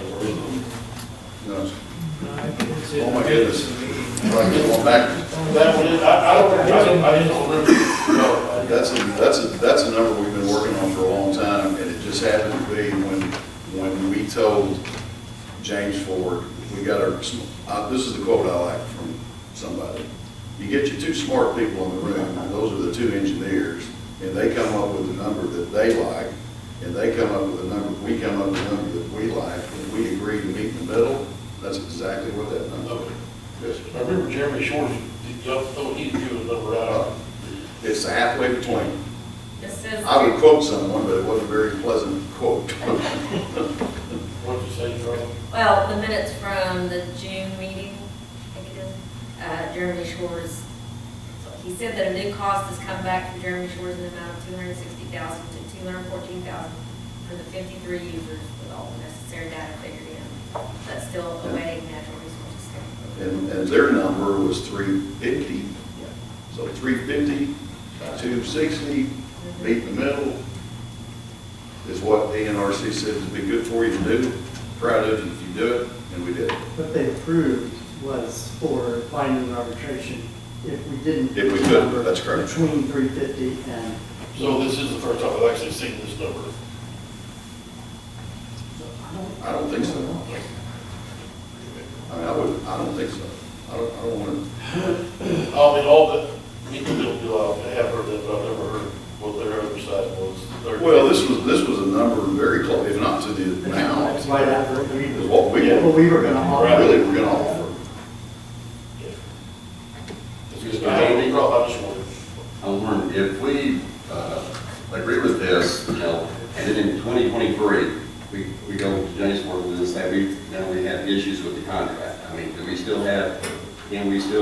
argue that, you know, that even when they said, oh, you just agreed to this, you know, like 6 months prior? I would have to look at the whole contract to see what the penalties were. I'd have to go more specifically what compliance issues would be involved with that. So I can't answer that question without those two issues being resolved. The problem is they can run kerosene through that line, we couldn't do anything about it, we can't get anywhere else. Well, they have a requirement to provide potable water. Okay, but if they don't do that, then we breach the contract, we drop them, and then we don't go anywhere else. That's what I'm saying. That's the point. The contract is moot. Yeah, go to plan B that we don't seem to have. Well, I mean, obviously Fort Smith is your plan B, but like I said, we're however far away from getting it to them. There's definitely a plan B, just it's ways out. So the bottom line, in my opinion, is for whatever it's worth, and I felt that I had every right, I had yet to ever sign a document in my 80 years of being mayor that I didn't feel confident that I was okay to sign. I'm not in the habit of doing it. And I went back and looked at minutes, and I talked to Charlotte, and if I'm not that guy, Ms. Berry is that, and I'm not putting her, throwing her under the bus, but she is not apt to sign documents without being. Yeah, and I was learning to sign this. And I brought it to her and I said, please read this, look at the minutes, and decide if you're able to sign this. And I did not force her to sign this. Now, if a purpose is to stop everything in its tracks in negotiated contract, that in my opinion, and I'm not an attorney, gentlemen, to negotiate a contract that I believe within the contract allows you to negotiate that contract while you're in it, and to stop all progress with the library and the curve, then if that's your goal, that's what you do. That's my opinion. I just want to give a sidebar. We're talking water, talking about Plan Bs and all this. You guys remember the area on Railroad that we annexed for the duplexes? And it's in the Mill County Washburn area. They received a letter from them, which we were hoping that they would. It says, we cannot provide water for any more homes. So Mill County Washburn now. And so any expansion out east, we're gonna have to look at that. And, we've got another project out on 96 that looked at them and they said we can't do it. So, Make our life easier. See what? That should make our life easier. Exactly. To me, that's good news. And No, so we I don't just have want to you guys pay. to know that I do have a copy of that letter. Tim has a copy of it, and so How much do we gotta pay Milltown Washington for the water? we don't. You They paid can't provide it. $30,000. Now, wait a second, was, James Ford can't provide water to the curb, Yes, If they they can can. provide water, they can't provide fire service. which is water. It's the amount. It's the amount of water. Yeah, okay. They're in the drinking water business. They're not in the fire protection business. Right. Or sewer. I mean, Yeah. he has a letter saying that Milltown Washburn, I think they said they can't hook up another home. That's right. They're done. So no matter how much you pay them, You they don't know, have it. so, like I said, I feel like it's good news for Greenwood. but- Great news. But I just want y'all to know that I do have that document. And me now? Yes, sir. Okay. Budget. Just wanted to remind you that we have an ordinance for the city attorney. So in the budget, he's leaving, so we'll have to budget retirement. Charlotte has kept her job, so we don't have to do that with her. And then on the matrix, it'll go, the new city attorney, maybe then we'll go back to the entry level. So we budgeted that way, I believe. Did you remember all that? I mean, you knew all that? Steel trap. You still track, okay. I already know about it. Okay, I just wanted to make sure we remembered the ordinance that we passed establishing retirement. He's got it elected. You been elected? You take it. Half of the salary? Yes. Yeah, I have. He doesn't have to take it, right? No, he doesn't have to. You're elected to take that. Position. I thought he had to follow the election. No, he won't. I was like, yeah. I just wanted you to You're say elected to take If that. you're elected, yeah. I'm elected, Yeah, yes. we're budgeting that. That was it. No, y'all had mentioned, y'all went to training and received certification, the Water Commission. All of you? Yes. I applaud your initiatives Well, that's for a all law. three of you. Huh? Yeah, it's law now. It's the law. Yeah, we didn't have a choice. So there was no initiative. No choice. There actually was an initiative. A lot of initiatives. Act 605 of 20. Well, I applaud y'all following the law. I'm glad that y'all did that. Hey, the chair is it taped now? Yes. I'd like to see something from y'all just during your time, and I know y'all got problems right now to work on, but I have seen a list of projects for like 5 years. We've seen that, correct? They have a project list. I would like to see some future projections of 5, 10, 15 years, 25 and 50, where we're gonna be at. That's actually law as well. Well then, if y'all would take the initiative to follow that. We learned that last week. Oh, did y'all? Yeah.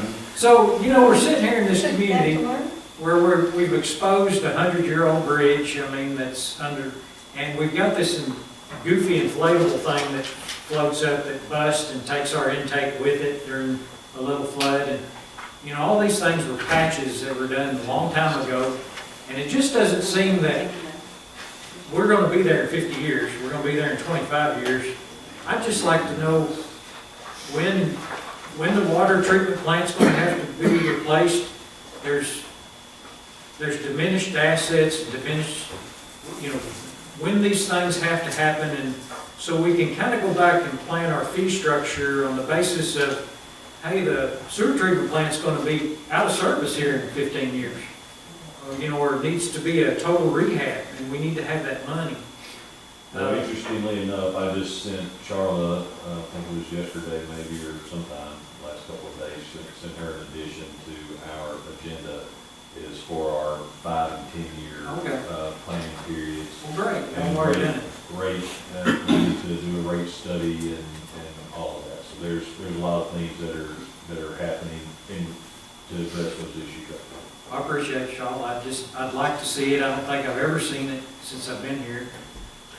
Yeah, that document exists, so whenever I came on the commission, I asked for it, and it's kind of one of those things that's always been, you know, this thing gets moved from the bottom to the top, and these 4 things get shuffled down because 4 more things get added on. So I personally am going to advocate for us getting together with the planning department and you guys in terms of annexation like out along 10, you know, let's put some time frames to that, put it somewhere on the pecking order and make sure that, okay, these 5, or in the next 5 years, these are things that we have a reasonable certain that this is what our goal is to get to in 10 years and so on. So, yeah, we're definitely going to undertake that seriously. That'd be great, just knowing that there is a plan for transmission lines, there is a plan for what the longevity of our plan is. When do we run out of sewer capacity and have to do something else? I'd like to see that. I listened to a program they had on public radio, and it was about the Beaver Shed Water District. And they were talking about their success and how that all played into the growth of Northwest Arkansas. And they pinned it down to this accountant that was on the commission. He's dead. But they said it all really boils back to that one guy. He kind of went in and figured in a fee structure, and they had some accounting terms, diminished something, I don't know. And over longevity, as things would happen, the money was there. And the fee structure would accommodate that. And they said it would have never grown the way it grew without that plan being in place back in the, man, he'd gone on there in the, like 50, 48 or 50. They said they'd never been able to handle the growth they would have had, even though they had a big lake. It's just the fact that they had a plan, and they kind of pinned it on that accounting. And that was just sitting on there. I mean, he had a private practice. He was just sitting on it like you guys were sitting on it. And I thought, well, that's pretty good. I've never seen anything like that out of Greenwood. So we're working on it. Thomas has been trying to get 5-year plans from all departments. About 5 years now. Yeah. 5 years. Oh, and then when y'all do that, maybe y'all could submit a master street plan, because I've never seen a master street plan as well. Because the only master street plan I saw was done by a crayon, and I think it's still back there somewhere. I don't know, but I would love to see that. I have a copy of it. Is it the crayon one? Well, that's not crayon, but it looks pretty antiquated. We also have a plan back there for Greenwood International Airport. Anyway, appreciate you guys that serve on the Water Commission, all 3 of y'all that are here, all of you. That's all I had. I just want to make sure we remembered his retirement and that the matrix goes back. You're really making sure that if you're a man, you do not make one. No little boy, just right here. The possibility is in the spread. All right. Anything else from council? I'd just like to see the stoplights get fixed. Which one? All of them, they're all terrible. You just want to walk Oh, It's a no. dang joke. Yes. No. Hey, we were looking for property a while ago on Google Maps or whatever, he brought up talking about something out there on 10, and we went down Center Street, and there was red traffic jams at every stoplight, it's just a mind scramble. The first roundabout that I literally put into motion about 45 years ago, and I forgot until Miss Tracy McKenna reminded me of it, just to kind of test the ground Yeah. down here, we're right down here on Bell Road, and, Right? then, You're pointing the wrong way. no, I'm not. You people that are challenged by direction. Anyway, down there, now you're pointing at the Church of Christ, on the roundabout over there. I'll argue I with you take all one day every long. intersection, if people would drove them a lot, they would love it. I know, Yes. but I You go to spent, Kansas, I went to Kansas, Kansas. thank you. They got roundabouts in the middle of major highways. Beautiful. The Down the first middle of one, nowhere. the first one I experienced, man, I spent 2 weeks on, and they're like Chevy Chase, look, that's not Right? If you haven't watched, don't forget that. Do I hear a motion? Motion to adjourn. Second. Thank you all very much.